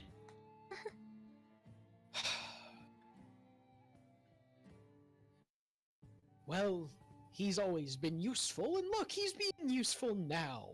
Thank you, Roll, for providing guidance to my friends, my dear friends, Boon's Bounty. Yeah, thanks. Like, I wouldn't want a weird thing looking in on my stuff and not knowing it was. Anyway, friends, do you have plans for Saint's Passage, or will you be joining the festivities here? Wait, Huh? I've heard of that somewhere. Yes, the holiday. Yes, it It is is the celebrated. it is the holiday that is celebrated by us adventurers, primarily. Yeah, I ain't ever participated because I ain't ever been an adventurer before, so what the fuck goes on, even? It has to do with a god that's a dog, doesn't it? What? What? What?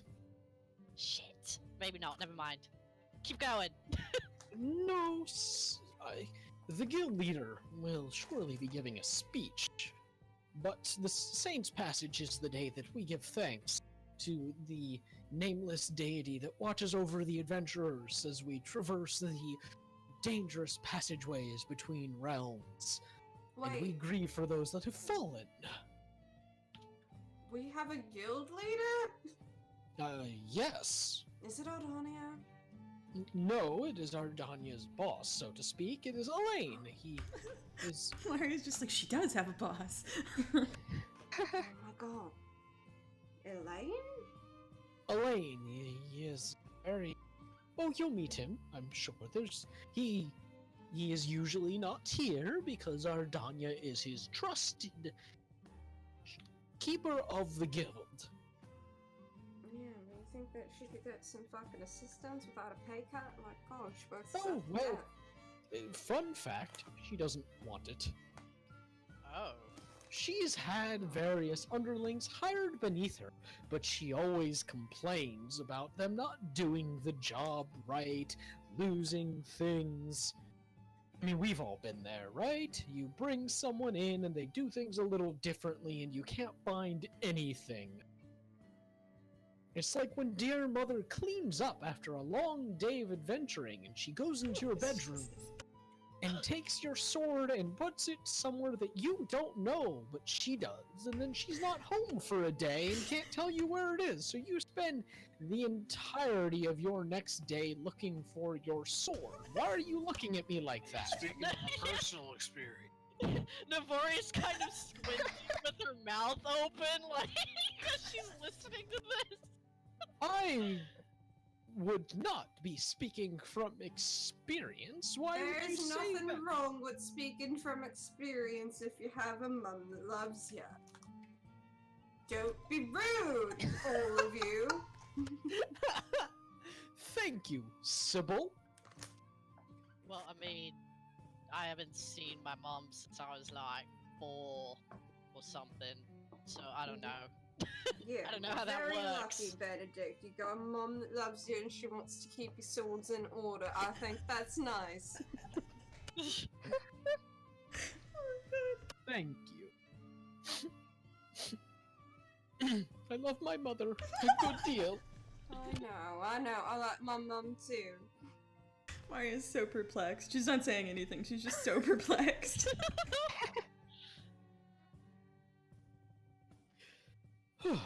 Anyway, Now that he had a good cry. I will leave you all to your meal. Roll, you will be coming with me and not disturbing my dear friends any further. I do hope I'll see you all for the celebration tomorrow.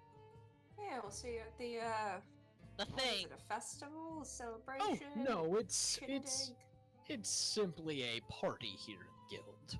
Hell yeah. We keep it low-key.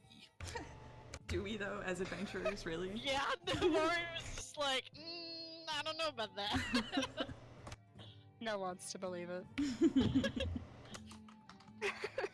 Man, Sybil looks at the like table, but then she realizes that everyone's a fucking dirty adventurer. So she looks at Minnow and she's like, "We should get outfits." What? We should get outfits. Outfits. Oh, I'm Yeah. sorry. My cut off. Oh. Something to wear.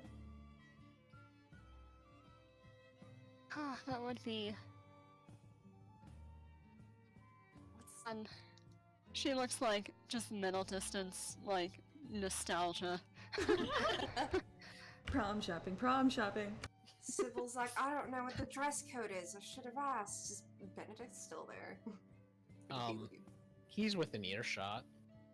Sybil like half turns, like leg over the bench, like, "Hey, Betty, Yes! what's the fucking dress code?" You said fuck.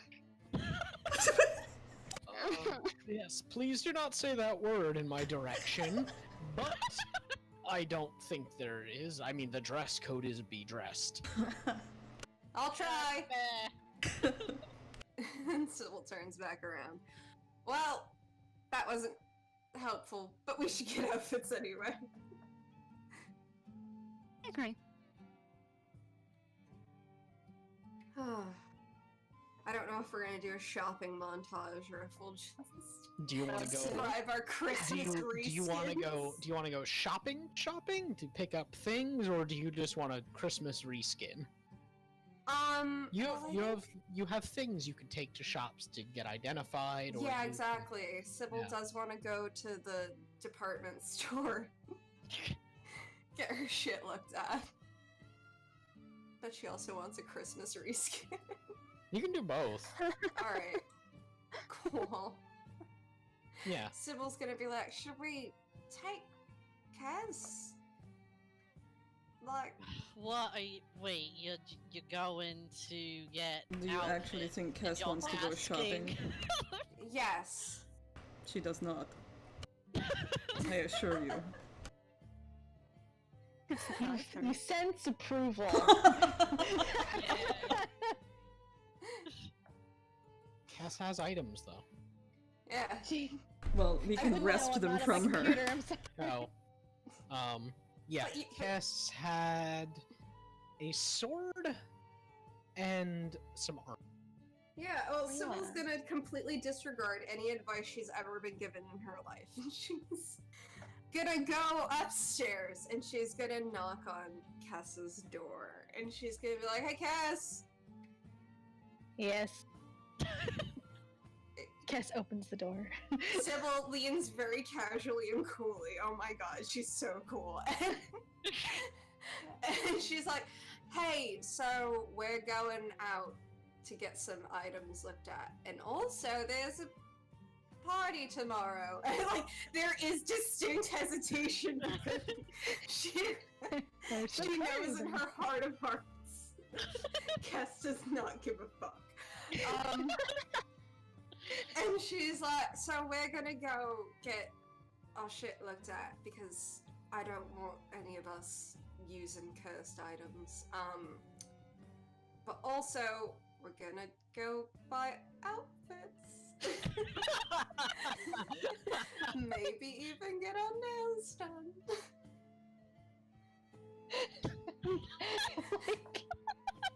Cass just like holds up her hand, like just stay there. And she briefly closes the door, and you hear rummaging. And she returns to the door with the bag of holding in tow because she's the one who carries it, and she hands it over to Sybil. Okay, do you want to know what Sybil does? I'll tell you. Sybil takes the bag, and as soon as Cass lets go of the bag, she just drops to the floor. Oh no! This bag of holding is too heavy! My delicate, thin arms cannot lift this bag of holding by myself! Cass does not look like she's buying it. Like, she does, like if there could be a way to negatively buy something, it would be like in the negative like 50 right now. She's actively rejecting the premise, yeah. Yeah, they're and Cass instead picks the bag up.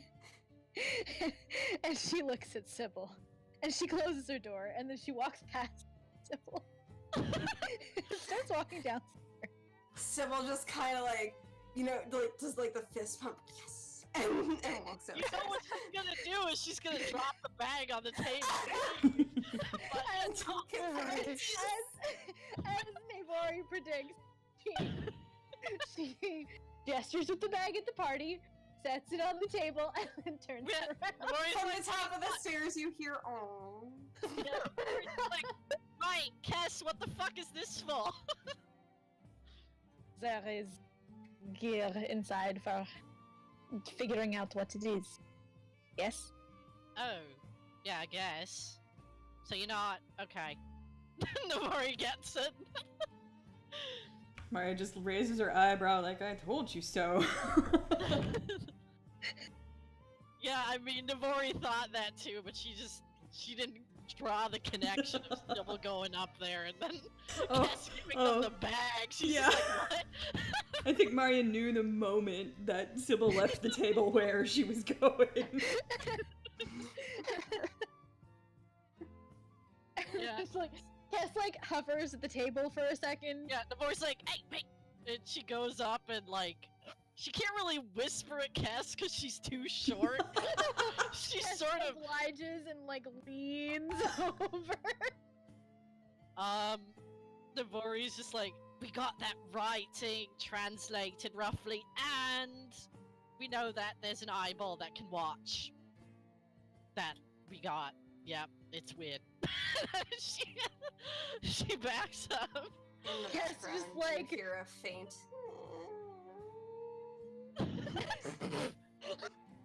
But continuous. Cass just like slowly like rights herself, and then you just see like a full body exhale, and you like there's a quiet mutter. Can it be heard? Does she say I don't- anything, or is it I just don't know. She's making like the Italian hand motions right now. Everybody roll perception. Like Everybody in roll like real perception. life.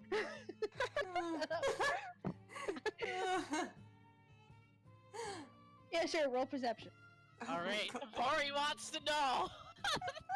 She knows it's probably just, wow, you guys. Oh, 25. Fuck. Oh boy. 9. What terrible roll did I have? Zoning out about her eye. Forget it. Hey! Jesus. Holy She's shit. super This is irritated. where you get it. Alright, so, like, Nave and Minnow can hear a very, like, defeated and resigned. Wait, you cut Wait, out what? right in the middle. Actual mom. And so you can hear a very, like, resigned eye, and then.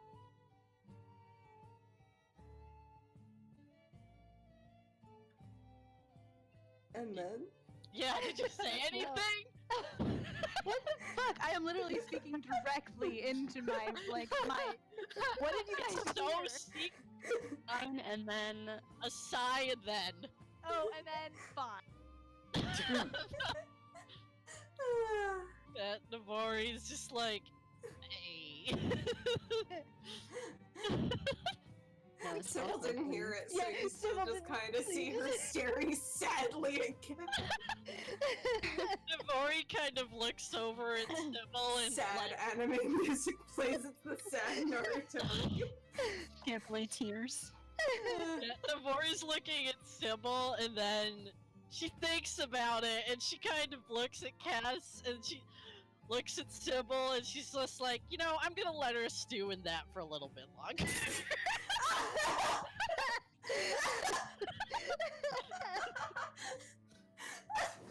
Mostly because she thinks Cass would approve.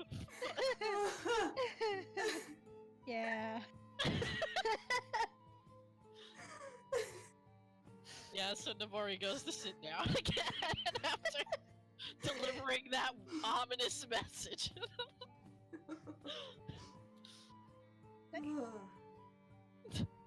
And then Kiss turns and she goes back to her room because it's not until tomorrow, right? Oh, I thought we were going tonight because the Oh. festival's tomorrow. Alright, okay, well, Wait, is then the she's. festival tomorrow? Yes. Oh yeah, we're going tonight. Alright, then she's, waiting expectantly. The loading screen comes up. And Yeah. You must gather your party before venturing forth. We're venturing forth. Yeah. Okay. So, are you guys all gathered up and ready to go Yep. venture forth? Yep, we're pressed at the edge of the map border. we Yep. gotta go to Walmart. Yep.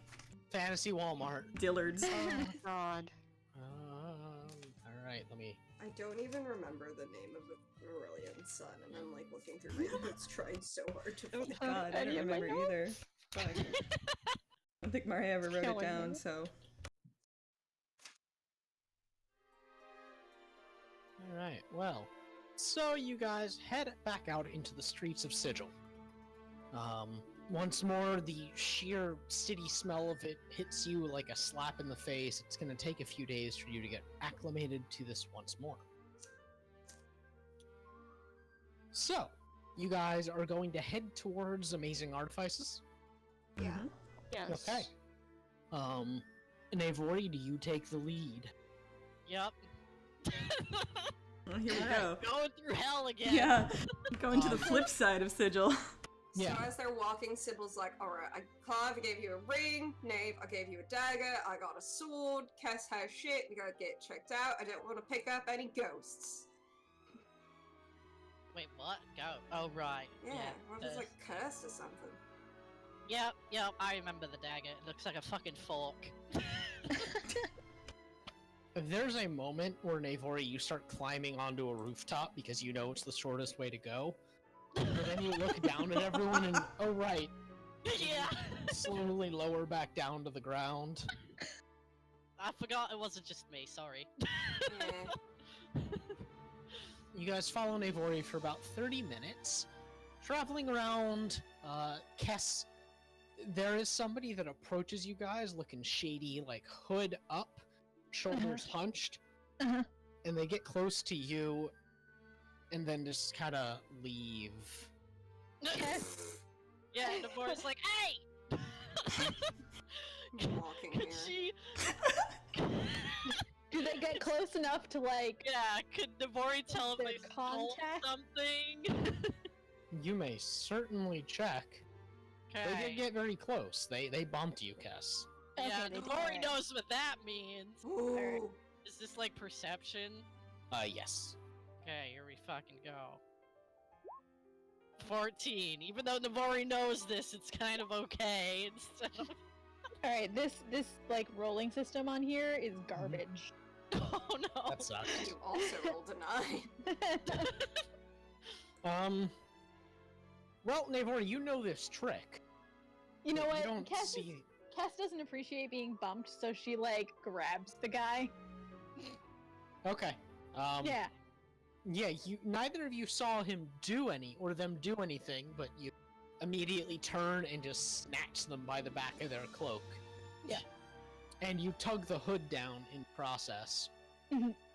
And it's just it's a young man, it looks Mhm. like. Mhm. Human. And Yeah. they turn to look at you and, Oi, what's the big deal? Does Navori know Alright. this guy? He doesn't look familiar. Okay. I'm just gonna roll up straight intimidate. See if I Okay. can intimidate him on the spot. Okay. Hell yeah! Hell yeah!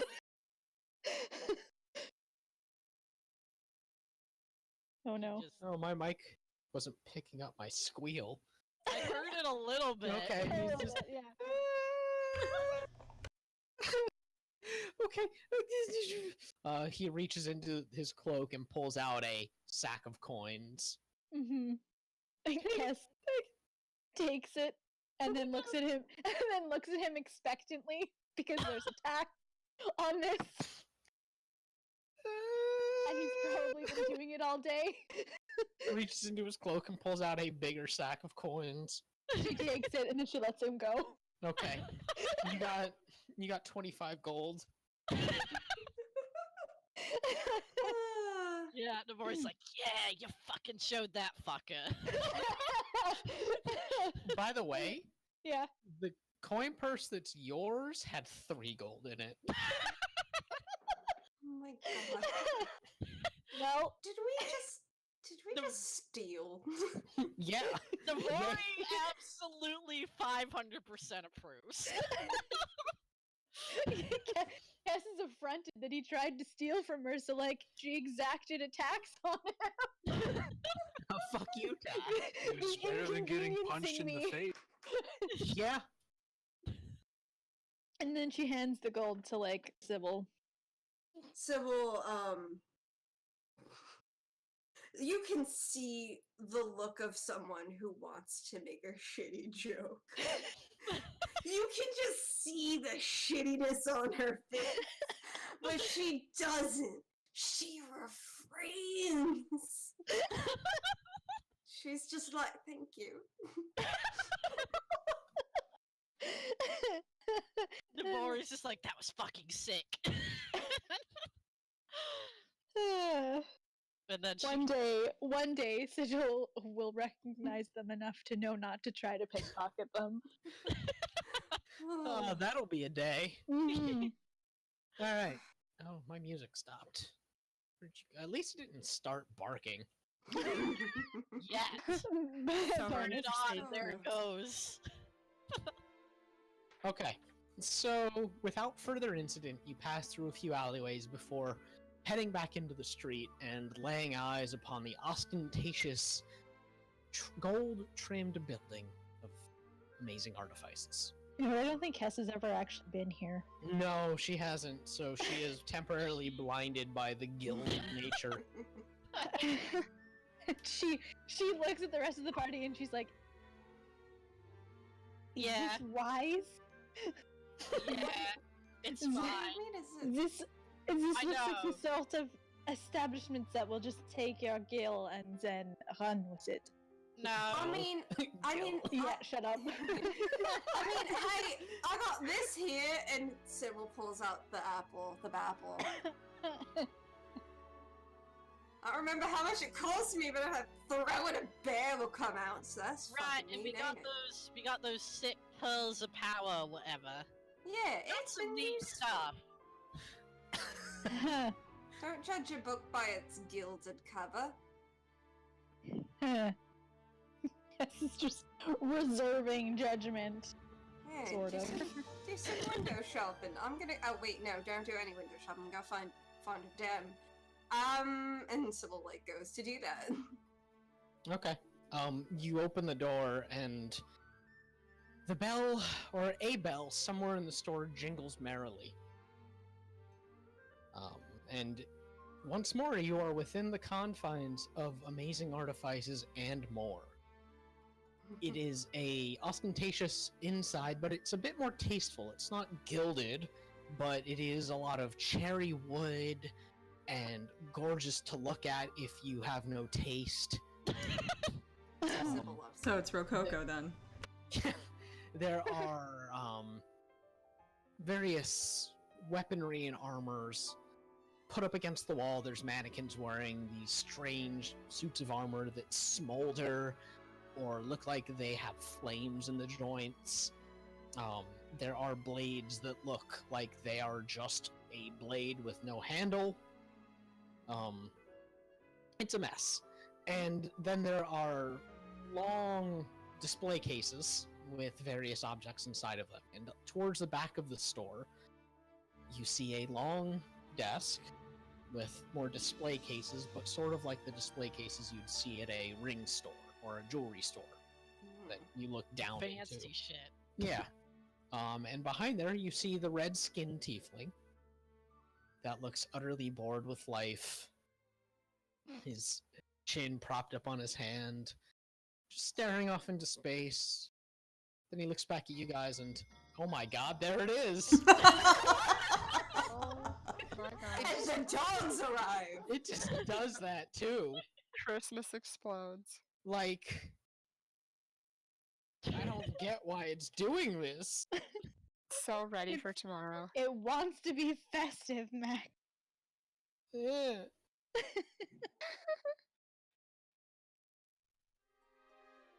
Next time it happens, leaving it on. Oh my god! Immersions. So he looks back. He looks at you guys. His glowing yellow eyes shifting, then looking away, and then looking back. And oh, hey, it's you guys again. Yeah. Hey, hi It's there. my- Looking a little bored, slow day. Oh yeah. Yeah. It turns out that, well, the stuff dads are making ain't really the stuff the people want. Funny that, isn't it? I mean, really? He just gestures to the suit of armor that's smoldering. Look at that. That's so cool. He looks at you, Casts. You, big one. Look at that. Tell me that that wouldn't just obscure your vision with smoke pouring off of it. Sure, it looks cool, but it's useless. Catsy's looking at you expectantly. Like Yeah. Kess is examining the armor. She's gonna. I don't know what kind of check can she make to determine its usefulness. Perception. All right.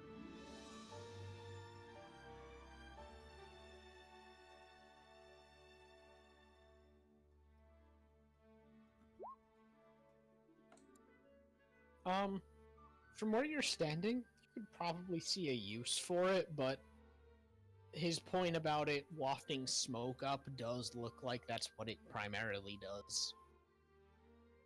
Does it? You could market it to non-sighted folk, those who use femoral sense, blind sense. He blinks at you. Huh.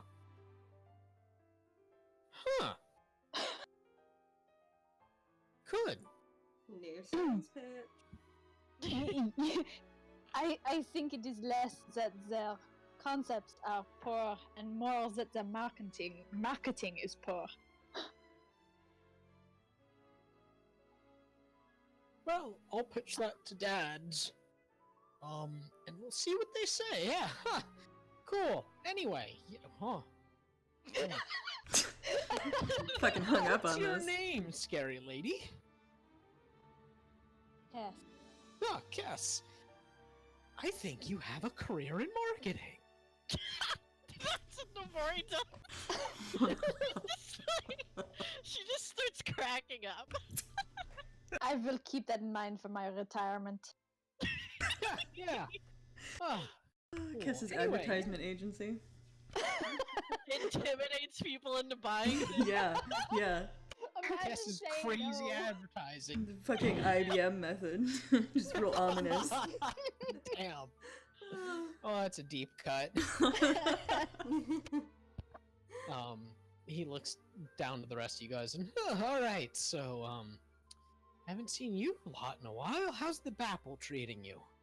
I haven't used it yet. Oh, thank I'm God. saving it for the right day. I mean, it's a fucking bear coming out of an apple. And one day that'll be useful. Oh, you're gonna say one day that will okay. be me. That too. Wow. Sybil's I Patronus like is a that. bear Out of an emerging from an apple. Don't like that. A lot of ethical problems with that. Yeah. Yeah, I don't like it. Anyway, we got some stuff that we don't know what it is, and we're wondering if you can help us with that. Mm-hmm. I can certainly try, though, you know, those services don't come free as much as I like the look of you guys. Yeah, we know. How much? It'd be about 20 gold per thing. Depending, I might give you a discount if it's especially cool. You know, Sybil just can feel finding her it. brain start sizzling. How about Navori- Sybil just- did just get 25 gold, but I'm gonna check her inventory because she's a cheap bitch. how about the flat rate for a Yeah. large amount of items done at once? Make a persuasion roll. Fuck. Can Navori help with that? Oh boy, the world is burning outside apparently. Yeah, there's just fucking fire trucks screaming. Oh yeah, we can hear him. A 7. I'd love to, but you know, I don't wanna get in trouble. Kess steps up, like behind Maria, Looming. lending her assistance. Cool. Yeah, go ahead and try again, Mario. Okay. Here we go. That's why we can't go anywhere nice. A 9. Oh my god. I see what you're doing, and normally it'd work, but not today, Satans. and then Kess like shrugs. Mario You too. guys She just tried. look like two mean old women. Stop it. It's true. It's true. They're like a pair of evil stepmothers in the adventuring party. Your manager. Oh fuck. Sybil relents and she does put her sword and 20 gold down on the counter. Huh. All right. Well, give me a hot second here. That's generous. All right. Anyway, you see his glowing yellow eyes shift to a blue for a moment, and the sword on the table shimmers as if it's responding to a question that's being asked of it. And he frowns a moment later and looks up and, well, this is a fucked up weapon. I love it. Oh, I don't. So, all right. This sword, again, keep in mind this is fucked up. Okay. You can use this blade, and it has a bit of a voice to it. It's not alive necessarily, it just has rules, and you can choose to make it hit a bit harder and a bit better, but at the sake of your life. Whoa! If you go down, you give up a bit of yourself to make the sword a bit better, and also you can't really get rid of it until it gets uncursed, but I can do that for you. Well, you were right. Look, it's cursed. Shit. In non-character terms, this is called the Gambler's Blade. Choose a magical bonus of +1 to +3. The sword gains that bonus to its attack and damage rolls. For each point of bonus you choose for the sword, you take a corresponding penalty, -1 to -3, to your death saving throws. Oh. You can change this magical bonus each day at dawn. I love it. Wow. Sybil's just gonna have a look Don't at like that and be that. like, so, Big no. what do you mean you can't get rid of it? Is it like haunted? Oh, it's a curse that just makes you not want to give it up. Again, I can get rid of that for an extra 5 gold. Wait a sec. Wait a second. So she can't get rid of it right now. No, if No, that's she, fine. if she wants to keep it, and Oh. okay, so there's a thing. If she holds it and she attunes to it, yeah, she can't get rid of it until the curse is broken, or I can preemptively remove the curse. Yeah. Okay, got it. I ain't attuning shit willy-nilly here.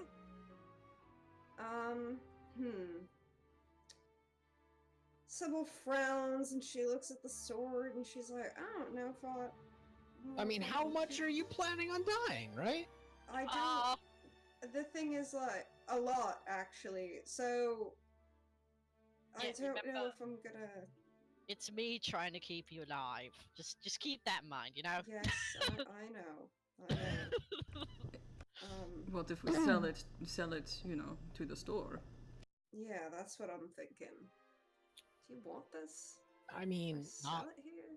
We don't really buy magical items. Is there a place we can go for that? Not really. I mean, I can take this off of your hands if you'd like. I could give you about 100 gold for it. thought Or you you could just said you trade weren't it for gonna- something. This is a me thing, not a store. Okay. Because, again, we could swap it for something else, maybe, but it won't be nearly as strong as this. Alright, well, I'm gonna hold on to it for a bit because other people got shit they need to look at and I need to mull this over. So, Okay, yeah, yeah. sure. Other items, let's go! I have 3 corked potions. Is it 20 gold apiece? Oh, no, potions I can just take a look at. Ah, well, in Yeah, that they're- case, she pulls they're- out 3 corked vials from Harkin's Manor. Alright. Yeah, potions aren't necessarily, crazy strange for the most part. Okay. He looks at one and shakes it and pops the cork and smells it. Well, that's a weird one.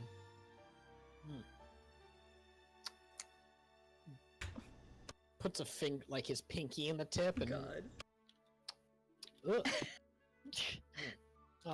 Yeah, so this one, it's just kind of medicine. If you ever get blinded or you can't hear or you get all stuck together or, you're getting sick with a poison, it'll, drink this and you'll be better. I see. Pretty simple. This one, he takes another one, and this one is kind of, muddy looking. And he shakes the vial, and there are little bits of what looks like animals inside, Oh. like scales, a tongue, What? a claw, Ugh. strange hair, and this one, potion of animal friendship. You drink it, and you'll be friends with animals for a little bit. Wow. That seems Yeah, like it's a kind of a brave gross one to drink. sacrifice, yes. Yeah. I don't think I need a potion to do that. Probably not. Oh no, yeah, not you, but that one. He looks at you, Cass. Damn.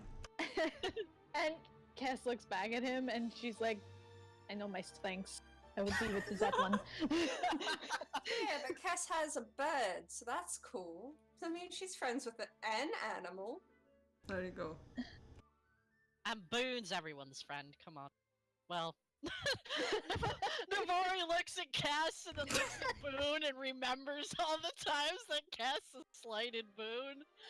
And she just leaves it there. No.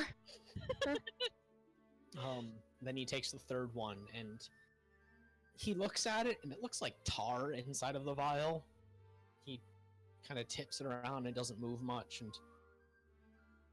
just stares at it before upends the bottle and scrapes out a little bit, and when it hits the table, it suddenly flattens out and starts moving like mercury almost.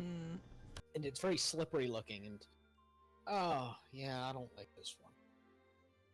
Dabs call this lubricant of the feet. It's the real name is oil of slipperiness. I hate Yeah, that. shut up. Don't want to think about it. When you can put it all over yourself, and Oh, can you? you cannot be stopped. You just kind of move around. Listen, moving across anything, super easy when you're wearing this. Alternatively, you can pour all over the floor and people can't stand on it. I see. Yeah.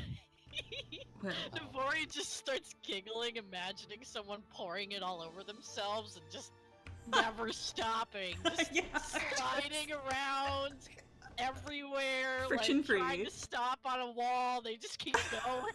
It's like those. Have you seen those videos where people hack Grand Theft Auto so the cars have no friction? Yeah.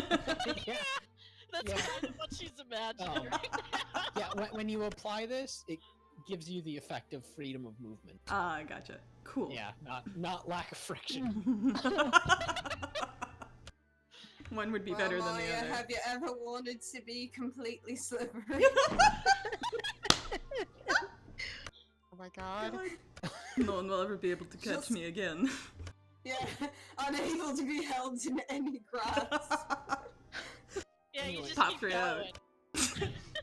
Yeah, it's elixir of health, oil of slipperiness, and potion of animal friendship.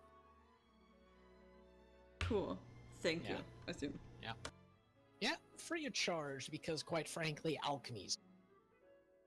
I mean, really, who looks at something and goes, "We need"? I'm not gonna finish that set. Anything else then? Cass will set down the armor and the sword, and 40 gold with it. Okay. The armor. The armor, by the way, is like a set of plate armor that you can only put up like piece by piece. Yeah. Yeah. He looks at this and. Max, I'm gonna request that you keep track of this stuff just because I'm transient at the moment. Yeah. Alright, I will keep track of yours. He looks at this one and, well, this is a weird one. It seems like this was made by something that wasn't a craftsman. It's like someone took the armor and turned it into something magical. Never seen it, so I don't want to give it a name, but, when you're wearing this, you would have a greater, well, you'd be not smarter or wiser or charismatic, but you'd have a better chance of making people think you were, and also you can't be frightened while wearing it. Just it gives you courage. Interesting. And just so you know, this is called Mind Carapace Plate. Huh. Yeah. To its intended wearer, the armor grants advantage on intelligence, wisdom, and charisma saving throws and makes its wearer immune to the frightened condition. He looks at it and there might be a bit more to it, but I've never seen this kind of magic before. So, yeah. Symbol, just in D&D Beyond, type in Gambler's Blade. Or Gambler's... Oh, okay. Is there any distinction with, like, the scimitar, short sword, long sword? Like... No. Okay, cool. Yeah, it's just the different... Or Gambler's Blade would be the name. Yeah, that's what I typed. Okay, yeah. Alright, and you want the sword, too? Alright. He takes his time looking it over.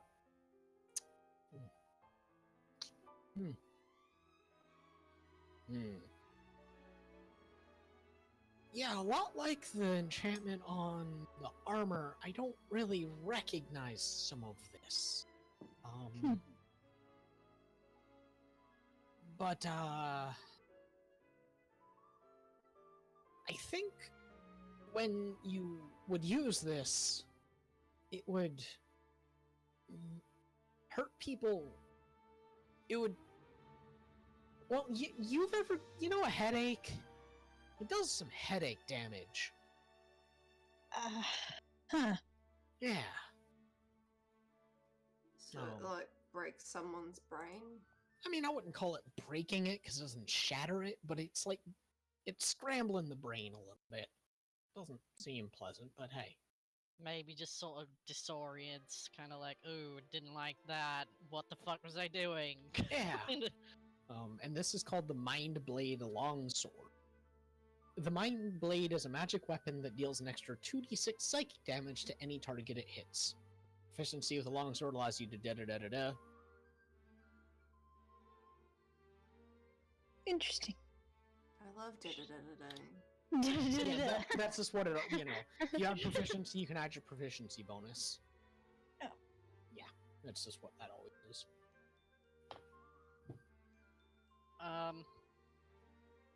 Yeah, Navori kind of hesitantly takes out the dagger because she doesn't got a lot of gold left, but she doesn't want a cursed thing.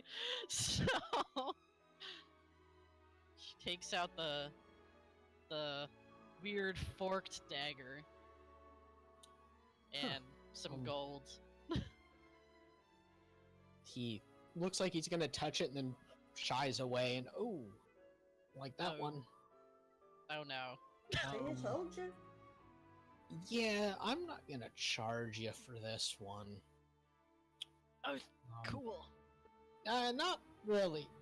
I'm kind of scared of it though, now that you say that. So, if you draw this with the intent to harm, you die.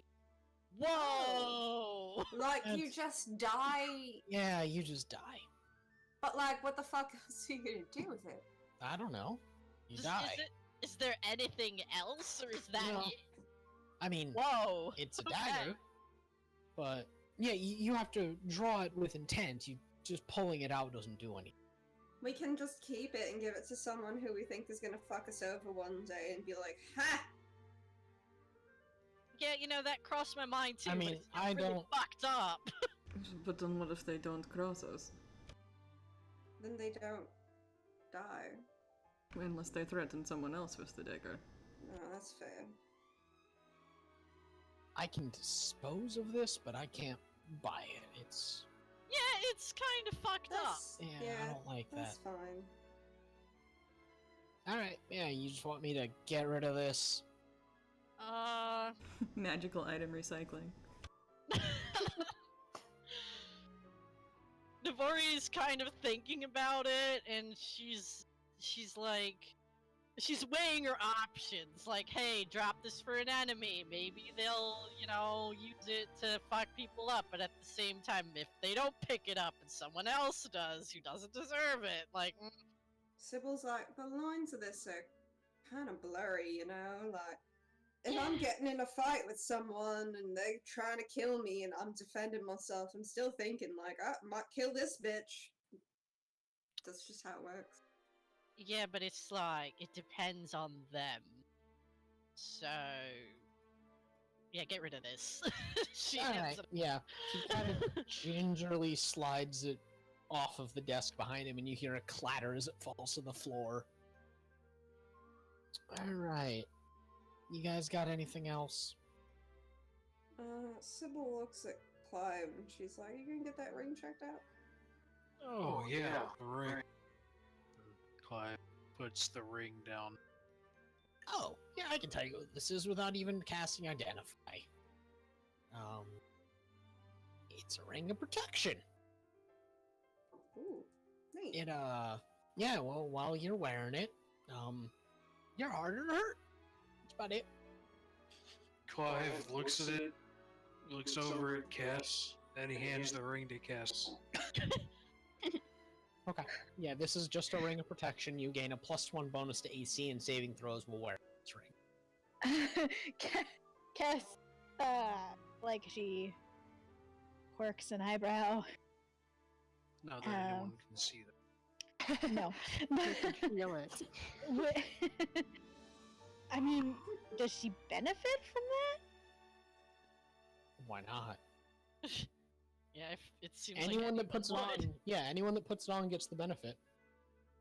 Alright, let's see if I can actually.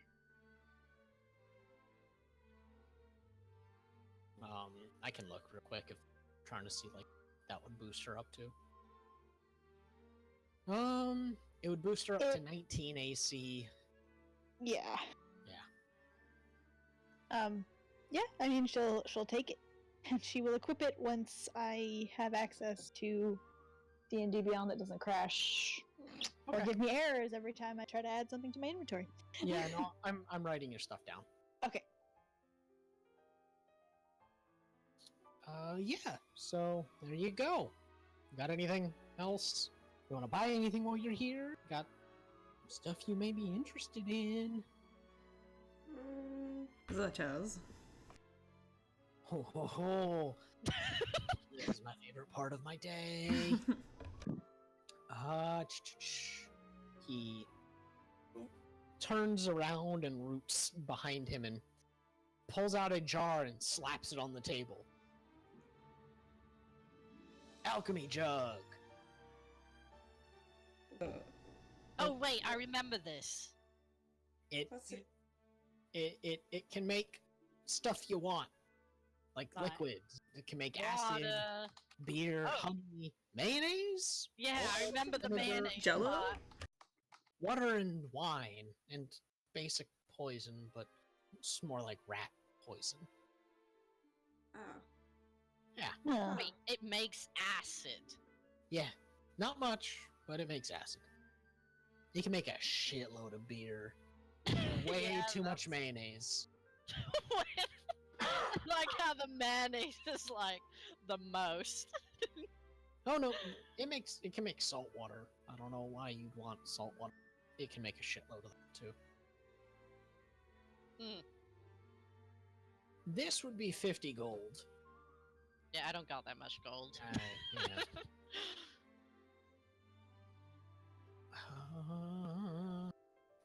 What else? What else? What else? Let's see. You guys have already got a bag of holding, right? Yeah. All right. Oh, I like this one. Hold on.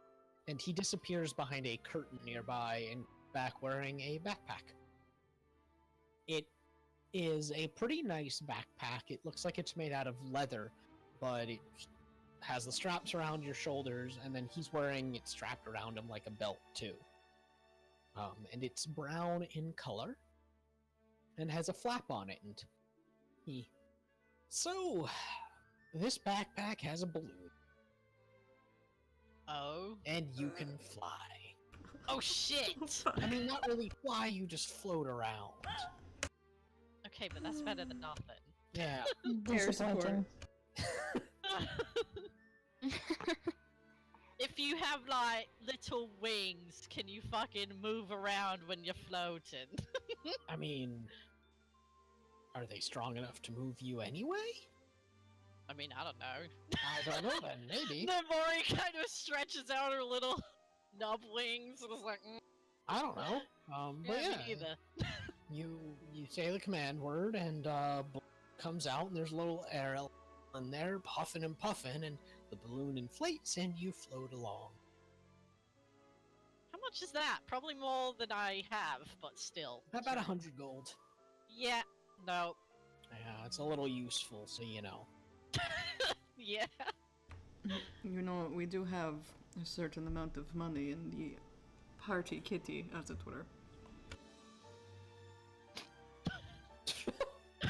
Or what? it's like, that's a Gabler. weird name for that. You know, yeah, the kitty. Never mind. We have like 250 gold in there if you need something, yes? Okay, but what else is there before we go spending 100 gold on balloons? Yes, just as a reminder. Well, I still got that cloak that pillows when you wear it. God. No. How about bullets? Do you have bullets? Oh, yeah, I've got bullets. I don't have anything special. I'm working on those. Keep you in mind now that I know that you're still alive. Yes, Right. for now. Yeah.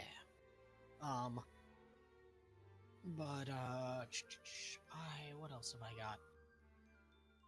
Oh, I've got this. And he turns around and picks up a horrifying helmet.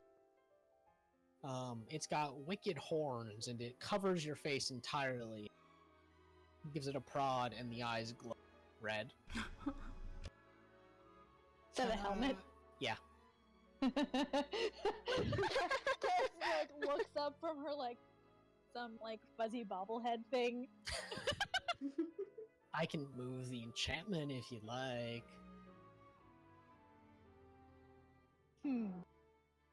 How much? To move the enchantment? 15? Cass lays down 15 gold. Right, It doesn't do anything. I'm gonna need your helmet. Oh, shit. Cass looks at the party, looks at him, and then says, "Is there a changing room?" Oh, I mean, we've got a room you can try things on. Do you? Cass looks at him expectantly and waits for him to point it out. He points over to what looks like a closet. Cass makes her way into the closet, ducks kind of under the doorway. Shit. So He's close. like, listen, if she doesn't want us to see her face, Yeah, no, she it's doesn't want fine, us to but see I her was face. fucking curious, you know? He stands there a little awkwardly for a minute or two before realizing, and hurries over to the door. All right, she hears him outside the door and she passes out the helmet. He takes the helmet and looks at it and all right, give me 5. She closes the door. Oh my goodness. And he walks over to the desk and you guys watch him put one hand on the fearsome black plate helmet and then another on the many-eyed helmet that Kess wears. And he stands there looking distant for 5 minutes. And then the eyes of Kess's helmet briefly glow red, but then fade, and picks it up and wanders back over to the dressing closet, knocks on it twice. Cass opens the door into the darkness. He hands it over. No, it You doesn't hear, do it all the time. It only when you want it to. Ah, good. You hear the sounds of helmet going back on. Her voice becomes muffled again, and then she steps out of the closet. Cass, let's see your weird glowy eyes. Yeah, turn it on. Cass turns the helmet on. All of the eyes glow an ominous red. Holy shit. Does she get Cool. police strobes with that? Because I feel like that would be important. Oh my god, you're gonna make me choke on my coffee!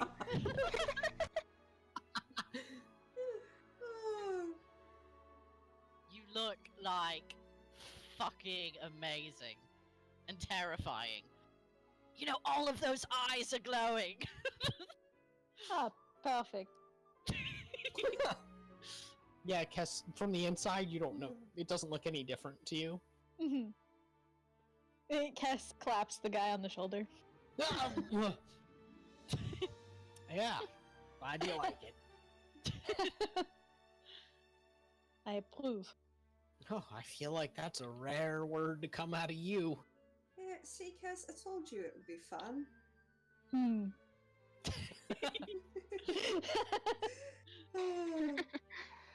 Told you we were gonna go shopping for outfits, and look at you. You got a fucking piece of an outfit.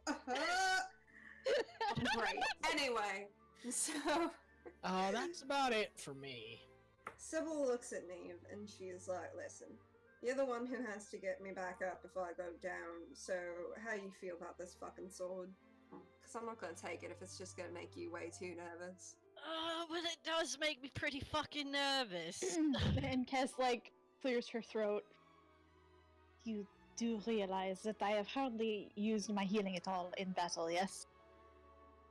Get on you. What you mean?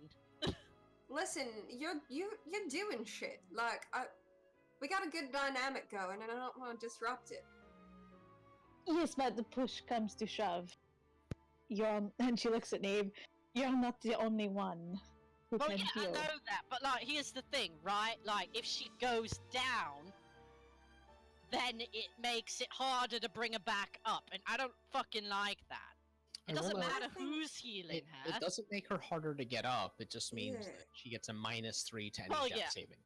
The thing is, you guys have to get to me a little quicker if I do go down, and I ain't going down. Well, yeah. wait. There You is- there get is- 3 death saving throws, so if you Yeah. get Yes. -3, you immediately die. No, No, it's no. a -3 to the roll itself. The roll. Oh, okay. Yeah, so More you would likely have to to roll. fail. You would have to roll a 14 Mm-hmm. to succeed.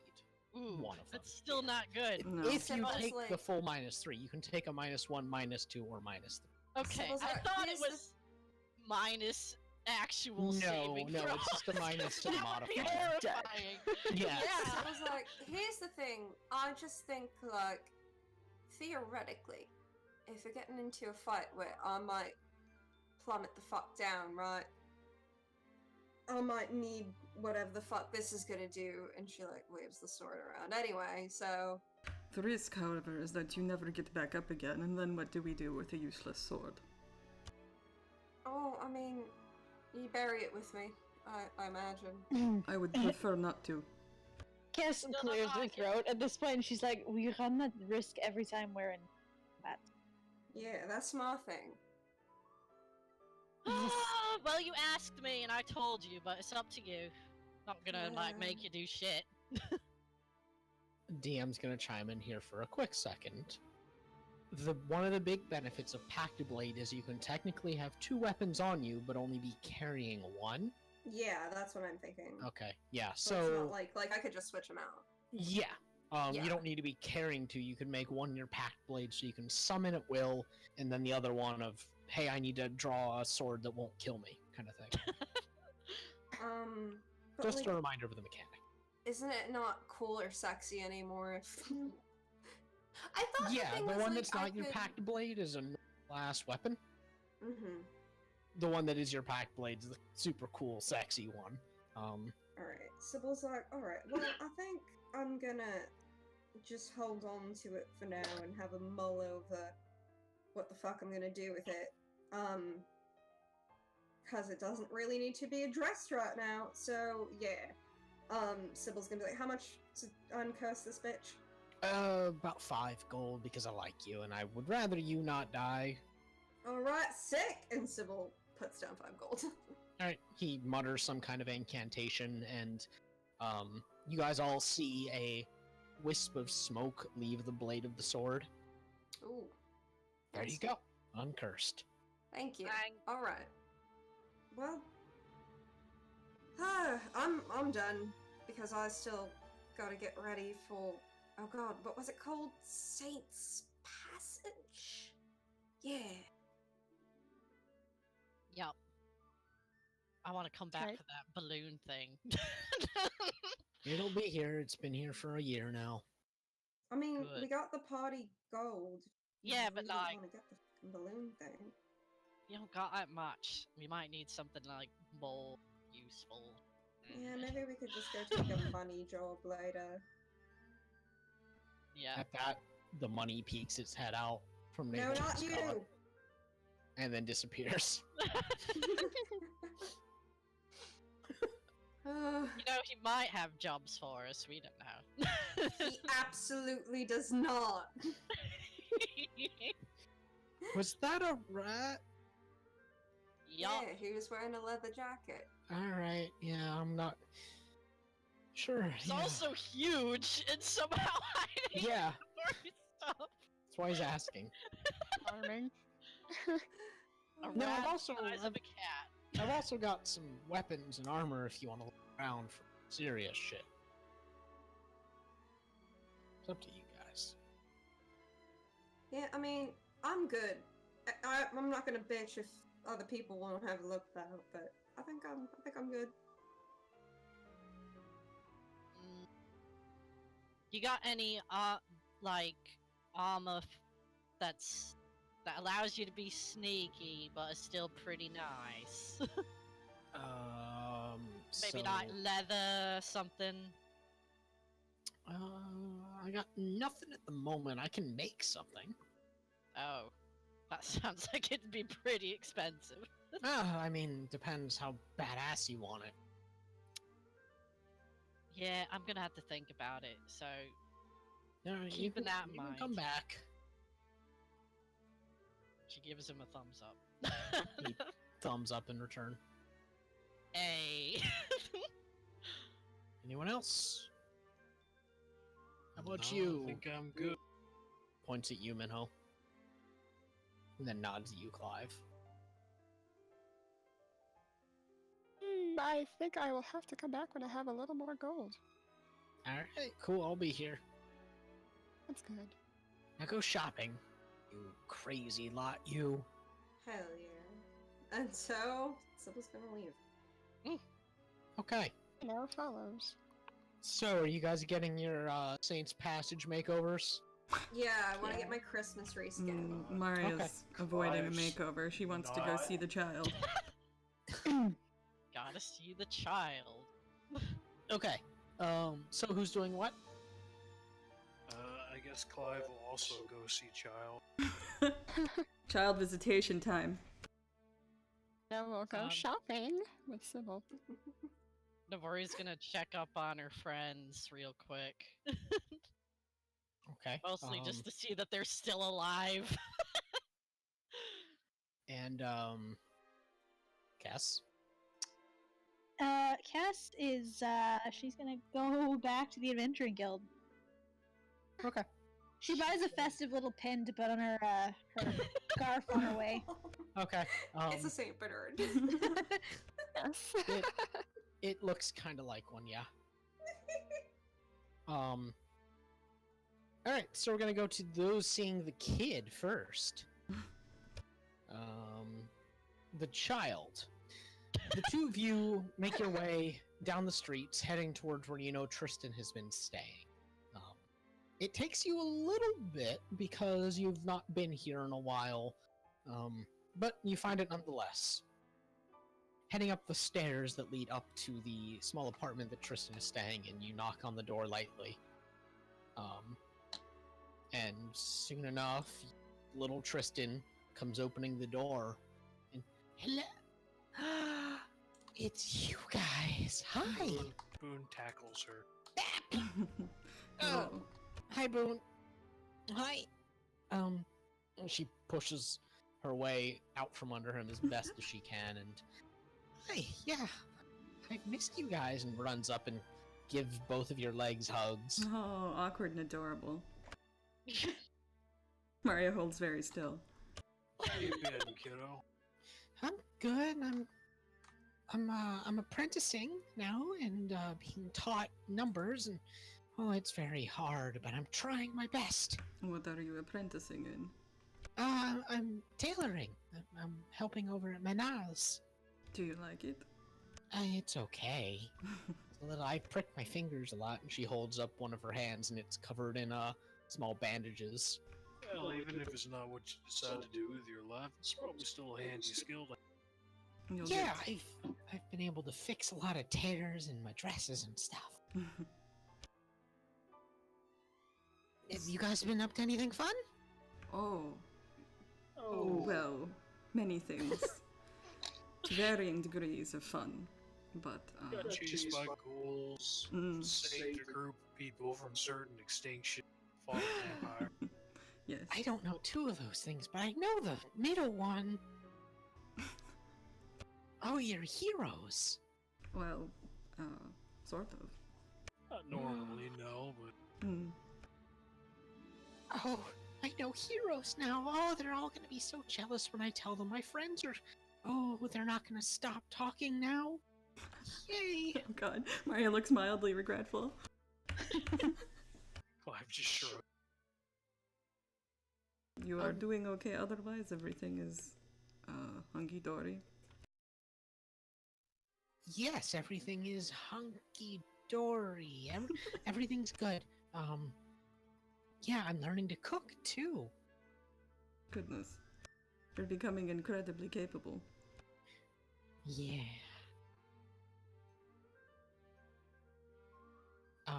Do you guys want to come in for a little bit? It's a bit of a mess in here. She Yes. steps out of the way and gestures, and yeah, it's pretty. It looks like a kid's bedroom. Yeah, Mario will keep her company for at least a couple of hours, probably the rest of the afternoon, honestly. Yeah, Cloud will hang out too. Okay. Yeah, you guys hang out with Tristan for a little bit, and she babbles on about the things that a 12-year-old child would babble on about. Alright, we will go over to Navori. You have to track down your friends, as normal. Yep. You know to track them down, you have to check some of the seedier areas in Sigil, looking for little markings atop doors that are special little language that tells, oh, this person is good, this person's bad, stay away, or down here. You find them nonetheless. You are quite familiar with their usual haunts. And once more, you come facing an illusory wall. Yeah, she And- remembers this. Yeah, and you quickly push through, and immediately you're greeted with the uproar of the kid gang that you ran with before. There's some that are kind of running around, playing, killing each other. There are others crowded around a small table, whispering things to each other quite frequently. They look up at you, and you see one smile at you. He's missing 2 front teeth. Navori smiles back. Yeah. With her Freckle, sharp, pointy teeth. Freckles, Oi, it's Navori! Hey, how's it going? Well, it's going. No one died or anything, did they? No one's dead yet. We've got a bit of trouble, but we're solving it. Ain't we, Yeah. boys? Yeah, the Thieves Guild is a little upset with us. Oh, those fuckers. Yeah, a sandy-haired boy says from the side. And yeah, we're trying to Negotiate. Yeah, we're trying to negotiate. Yeah, it's nothing big. It's just, yeah, you know how they can be. Yeah, they're a bunch of fuckers thinking that they rule the whatever. I mean, they Stupid. sort of do. I know, but like, they just randomly decided that they were in charge. Like, what the fuck? They expect other people to abide by their rules that no one fucking knows. Hey, so it happens, right? It's stupid. Yeah, well, not much we can do. I guess. We can bitch and moan, but we got to obey nonetheless. Navori Yeah, I know. rolls her eyes like, ugh, that's gross. And she's like, what sort of trouble do they Oh, not like? Yosef, I mean, he stole something he shouldn't have, and, well, he sold it, and Thieves Guild's trying to buy it back, but Yosef's in trouble, so we're in trouble, and you know how it goes. What did he nab, you know? I don't really know what it was. He You know- won't tell us, and they don't want to tell us. That's fucking weird. Yes. Hey, how are you supposed to know what you are and aren't supposed to grab if they don't fucking tell you? I don't know the specifics. You know how it goes.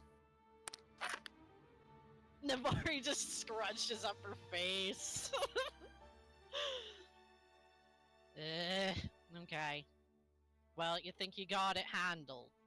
You don't think they're gonna like we're come u- raiding or some shit. I mean, maybe, but we're used to dealing with them. It's not a big deal. Oh, okay. I'm gonna be gone too fucking long. Yeah, it's been a while since we've seen you. You getting up to anything?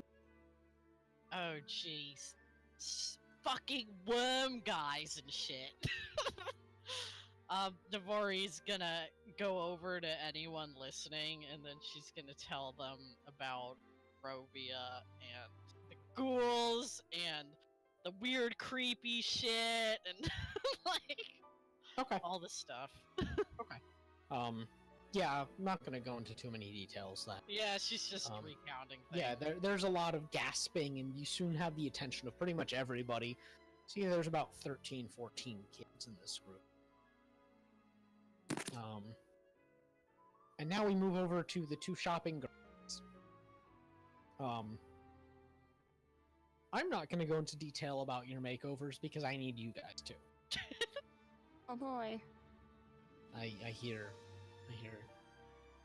moving around in the apartment though, so I'm gonna give. I it a minute. need a moment. Minnow can go first. I thought I could do something, but I couldn't in time. Oh no! Oh. All right, Minnow. What does your Okay. makeover look like? Oh god. Well, I would imagine a lot of like to the tailor for color schemes during Saintsmas, whatever that is. And It is Christmassy. so gravitates towards reds then and sparklies as fish do. And like sashing to kind of complement the fins that are on her arms, torso, hips, calves, just kind of like just drapey. But also like fussing with Sybil because like girly time, it's fun. Like hasn't had anything like this in forever and it's just enjoying girly time and shopping for dresses. But yeah, I'd have to draw it. I'm actually terrible at explaining clothes. Okay. But Yeah. Yeah. It only runs you about a gold. oh, thank God. Okay. Yeah. Cool. Fancy clothing. Specify. Okay. Yeah, 1 gold. Yeah, she would have specified a budget. Okay. Yeah. Sweet. The older woman that you were working with nodded and brought out things appropriately. There was like a rotating cycle of people bringing you things for trying on, and it was very girly and very much a. Oh, I'm fucking back. Yeah. All right, Sybil. Okay, so here's my vision. Sybil is, she's wearing a white jacket, like the fucking, what is it called? Hussar military, just, you know, the braided ropes on the front, except there's a deep V. It's white. The ropes are gold. There's a gold rope looping around her shoulder, red cape. The coat does not end at her waist, it goes to the fucking floor. Shiny black thigh boots, she's like a sexy nutcracker. Okay. And she's just like... Okay, but does she have like a hat? Does she have anything? No, she doesn't have a hat. No No headdress? hat. No headdress, nothing going on up top, just a very good updo. Well, she doesn't have the updo yet, because it's not Saint's Passage yet! But yeah, she's just like, man, this feels good. Just being able to be dressed feels nice. I'm so used to ghouls now. Well, get unused to it, because we're gonna have a good time tomorrow, and you are... What did she say? You cut out. happily dressed. Oh. Sybil's like, Word? yeah, you too. I haven't seen you in an actual dress. I mean, I guess they'd be difficult to fight in. Did you wear this kind of stuff at home? No, far less. But, door like this existed, so... I think I'll come back and maybe find something.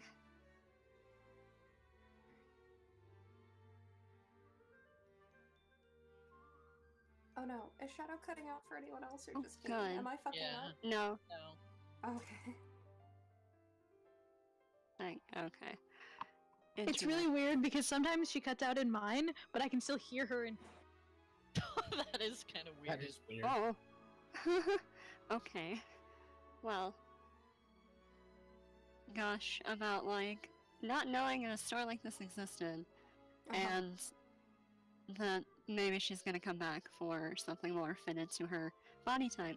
Yeah, Sybil's like, yeah, I mean, I don't think it's real good for fighting, but you could probably put armor over it, and that's good enough, right? Could make it work, I think.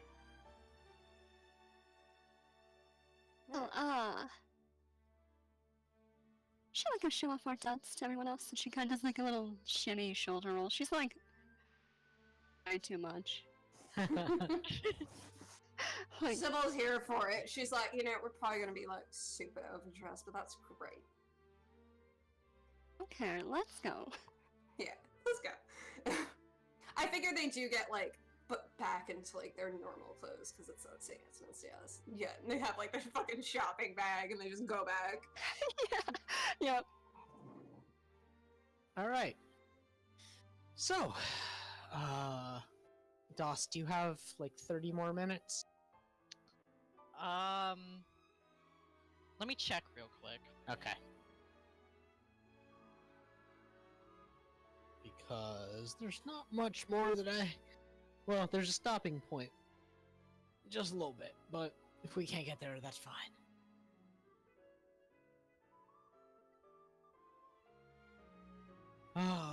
Shopping episode. Uh-huh. The spirit of saintness. Nope. Mm-hmm.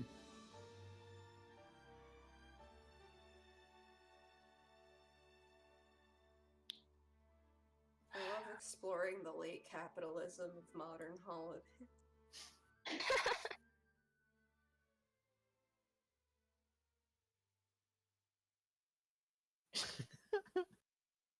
Okay, I'm good. Okay, Cool. cool. So you guys all head back and you run into each other. It's more.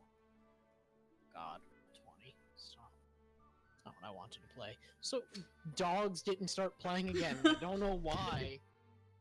Like Just I don't. wait. I don't understand. Hold on, I think I figured out how to make it just not happen. No, I it's stop a lot.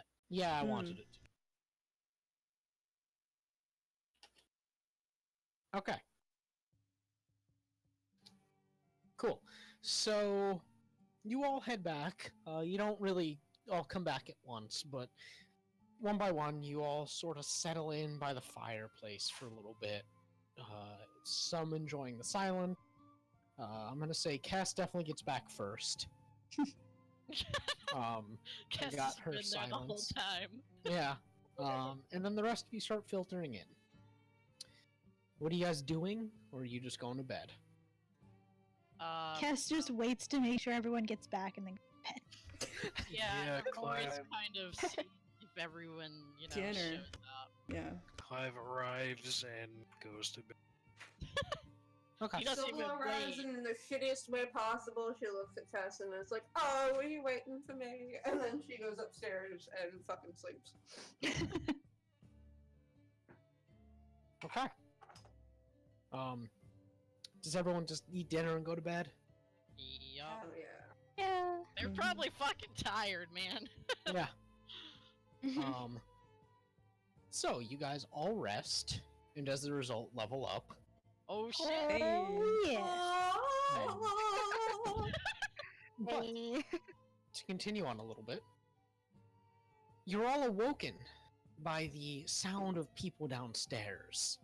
It's not quite a party, but it's more people than you have seen or heard before in the Adventurers Guild. And it definitely grabs your attention. So I'm assuming Sybil and Minnow, you guys get dressed up first and Hell foremost. yeah. Heck All yeah. right. Does anyone else do anything specific? Well, I'm guessing that Navori is in the same room with Sybil, right? Yeah. She's gonna fish around for Feywild grassy leafy thing. All right, Dress. yes, it's still there. Yeah, and she's gonna put that on because she sees Sybil doing all this shit. Sybil's like, you should, as she's like doing her hair in the mirror, she's like, you should just fucking like told me if you want to get something fancy, like pick something up for you. No, I don't like fancy. Okay, but like festive then. She shrugs, but she decides to do her hair differently. So she takes out her like braids, and the hair in front like is ridiculously long. Like it's super long. It needs to be for huge braids like that, and she just kind of does it like she sort of has it hang down in loops, and then braids it sort of like an updo up top. And there's still a few, like, things hanging down because it's long as fuck. Yeah, it's slightly different. Sybil's like, you look cute, do you want glitter? I got glitter, and she, like, wiggles her fingers, and of course there's glitter. Yeah, give me some fucking glitter. Just not in my eyes. It's gonna be like that scene in Cinderella with the, when she spins around. Yeah, Navari's like, give me, like, blue and silver and purple and maybe a little pink. Seems a little off-brand for the holiday, but I like it. Yeah, I don't think, like, red and green would really work with me, you know? It's fine, you gotta be mindful of your skin tone, though. I think you look good with red. Red's okay. Sybil throws in some red. Alright. So Navari's vaguely rainbow glittery now. How about the rest of you guys? You do anything special for this before you go downstairs, or? Cass just puts her little pin on. Yeah, it Maria looks vaguely like a Saint Bernard. Maria just doesn't wear her hair up in that big coronet of braids and buns for once. She just lets it down. That's it. Nothing else changes. Clive looks like Clive has always looked. Clive looks like he has his entire life. Clive looks like he got a good night's sleep. And that's the distinction, really. Yeah. Good, oh god. Minnow gusses up, but she does take like pieces of her old armor from back home because it's very swirly, elegant, looks like waves, and she wears it as her like gauntlets, ankle pieces, and she has like a very swirly. It looks like a necklace. It's not really a necklace, or just it looks like wires. And she has it on her neck too before she comes down. Okay. As you guys go down, I saw Oh. Why was mysterious that roll. 2d10? Oh. Yeah, mysterious roll. What are you rolling for? I was. Well, anyway, the first one was meant to be hit points. I don't know why there were two. Oh, okay. Yeah. As you guys come down the stairs, you are greeted with the powerful but pleasant scent of festive meals. Just roasted meats, pies, macaroni and cheese dishes. It's all very hearty and heavy food. There are a ton of people downstairs. It is more people than you've ever seen before in the Adventure Guild. There are people of all races. You see a few turtles, some genasi, maybe an actual elemental here and there. There is a Luxodon taking up a large portion of the guild, just a large elephant person. Fuck. Some are dressed in very nice clothing. Some are dressed in tattered armor. Some look like they're barely dressed at all. They are observing that dress code, though. You do see Benedict and Ardanius standing off to the side. Benedict in his gleaming armor, but you see it is sprinkled with white, like someone put Fake snow. snow? Yeah, fake snow on it. Ardania is wearing something close to what Minnow is wearing. It's made to accentuate some of her fins, and this is the first time you guys have seen this, but Minnow, she is wearing something reminiscent of your armor. Not really armor, but it's clothing that you recognize from home. It's slightly different from yours due to her being from a different family, but similar enough to show that you are kin. You do find Asim slinking off into a corner by himself, brooding cheerily. Cheerily brooding. He's got a little he's got a little hat on. And everyone's milling around talking to each other, just seemingly socializing. Maria nearly walks right back up the stairs. Sybil is gonna find Maria. Like, Fuck. as Maria's turning to the stairs, Sybil just kind of, like, Is there. swoops in, puts an arm around your shoulder, and is like, hey, come on. It's nice. Is it? I'm gonna get squished. I mean, is it not? I don't think we share the same perspective on this reality, no.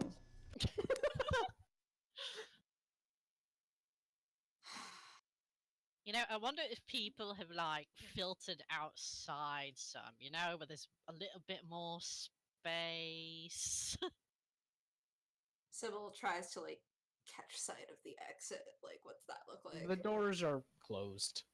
Oh, well, Nope, shit. don't think so. Fuck. They should, though. What the fuck? There's so many people in here. Well, let's see if you remember how to dance. And Sybil's gonna drag Mark. Oh my gosh! Okay, Does she remember how to dance? Holy shit! You know what? Make a performance check, both of you. Oh my god. This is very bad. What is my performance? Okay, that's 6.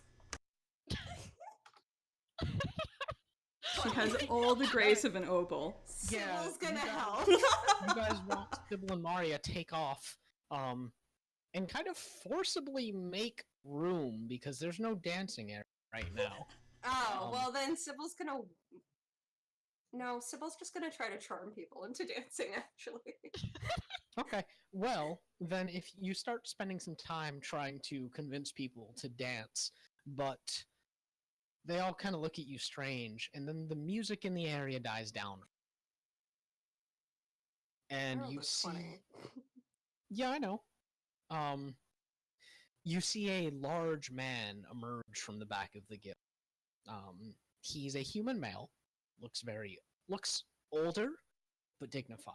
He is a bear of a man, almost as tall as Cass, broader than her though. He's Chris is grizzled. affronted. She's gotta, He's grizzled gotta with get more a swole. yeah, there you go. He's grizzled with a short-cropped beard and silver hair that is slicked back against his head. He has Santa? a big... Not really. He's got a big scar that just bisects his face. Odin? No, it's not over his eyes. It's... Oh my god. Kinda Odin, why not? Sure.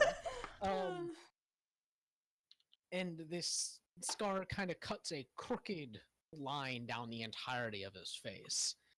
And he's wearing very simple clothing. But even in his simplicity of the clothing, the man is imposing. And Sybil, he steps close to you, as you've begun making room. And he smiles down at you and puts a big paw of a hand down on your shoulder. Sybil doesn't feel great about this. And he just... Well, lass, I think I should be thanking you for making this room. You're welcome. If you'll excuse this old man, he's got a bit of a sentimentality that he'd like to express before you begin your dance. If that's all right. Of course. Thank you. Sybil, like, gives a little bit of a flourishing bow because she's like that before she steps away. He gives you a smile that is warm and genuine. And he clears his throat loudly, and sort of like pulling a Dumbledore, he taps his throat, and when he opens his mouth again, his voice is amplified. And he just... Hello, my friends, all of you, welcome. And everyone quiets down immediately. And I'd just like to say a few words on this Saint's Passage, or Saint's Miss, as some call it. The original name for it, I suppose. But today we gather as one, in illness and for the better, and through tragedy and victory. This guild has existed for centuries, and we've always acted as guardians when needed, as wayfarers when the path forward has grown dim. We act as peacekeepers in lawless realms, hunters when things need hunting. And people kind of chuckle knowingly. We are far from perfect, but by the gods do we try to be for good. And you hear a few groans, and he frowns before shaking his head. But no matter what role we take on, we are adventurers. We are those that have chosen a path that inevitably leads to danger. And it's for that reason, no matter where you go, no matter who you are, what you are, we are all a family. And a family does not ever need to walk alone, so long as you wear that badge. And it's in the name of this family that we gather on Saint's Passage. For those who haven't been here before, this is a day that we give praise to this nameless deity that looks over all of us adventurers, all of those who try to do good wherever they roam. They keep us safe when safety is far away, and they keep us bonded, reminding us that friendship, companionship, and family means you need not ever be alone. But we also grieve for those that we've lost this past year, and remind that their names are ever etched within our ledgers. They are never forgotten. And I just ask of you, my friend, remember them, and give thanks to the sacrifice that they have made. And then he, all right, old man's done. Everyone have fun, get drunk, I don't care. And then he turns and stomps away, and it's quiet for a moment before Well, uh-huh. I just want to say that Nabori had stood up on the table and went to see, and when he was done, she was just like, "Hey!" She doesn't care if nobody else did it. The cheer incites more cheers, and people join in. Sybil does a cheer too. And the cheer quickly erupts into songs kicking in, loud and raucous, with people starting to cheer together and dance. Sybil, they kind of push you out of the way a little bit and hop into the room that was made for the guild leader, Elaine. And more begin pushing each other out of the way to dance and be merry with one another. And those of you that are towards the back, I'm assuming Cass and Clive, you guys remain to the back of things. Yes. Okay. Asim had rolled up next to you at some point. His arms crossed, leaning on a wall like he always seems to be. Uh-huh. Ah, yes. Elaine does like to speak a good game, I suppose. He's a sentimental old bear, you know. So it seems. Oh, he means well, and he does yearn for the days when everything was so kind and simple. Unfortunately, there are those who, don't live up to the ideals that he puts forth, but... Well, I'm sure of you have seen, there are some that are still convinced his way is the way.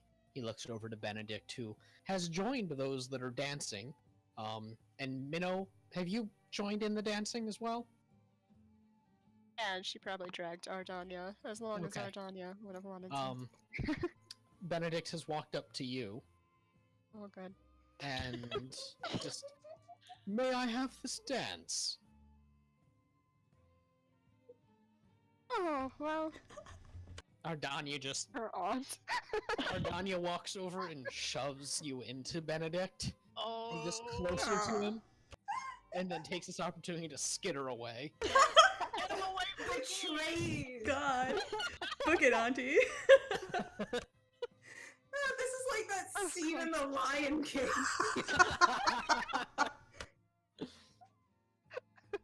Of course, Sir Knight. Dance with Benedict. Alright, yeah. Those of How you does dancing, Benedict dance? like a Disney prince. Oh, Oh, golly. my Oh my god. I was imagining him crumping badly. No, he is this close. His armor is made of like tin. It is very pretty to look at, but very light. It's just for looks, but it also lets him dance very nicely without being restricted too much. You also judge him a little bit, Minnow, because he's wearing shitty armor. Yeah, Um, like it's a weird mix of impressed by the moves, jousted with the armor.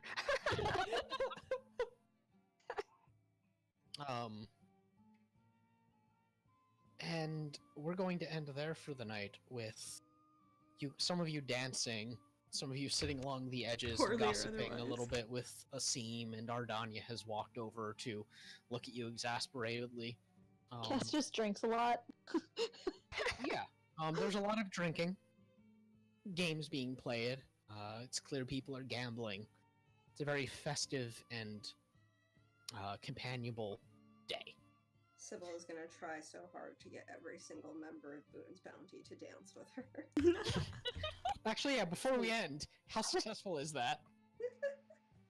I don't know, yeah, that's up to everyone else. Yeah. Navori would do it. Hell yeah. I will too. Hell yeah. She's not able to get Clive to dance with her, but Boon obliged. And by the time she makes her way to Cass, Cass is gone. Oh my god! Cass Cass is is that seeing what is person at a happening. party. It is like, nah.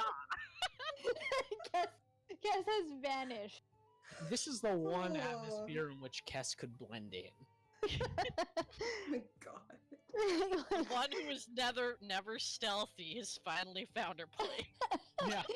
And mysteriously, there's like a whole bottle of something strong gone from the tables. Whisked away. Alright, and that's where we're gonna end for tonight. Merry Saintsmas. Yeah. Yeah. Merry All and to Saintsmas. all a good night. Okay. And we will be back next weekend.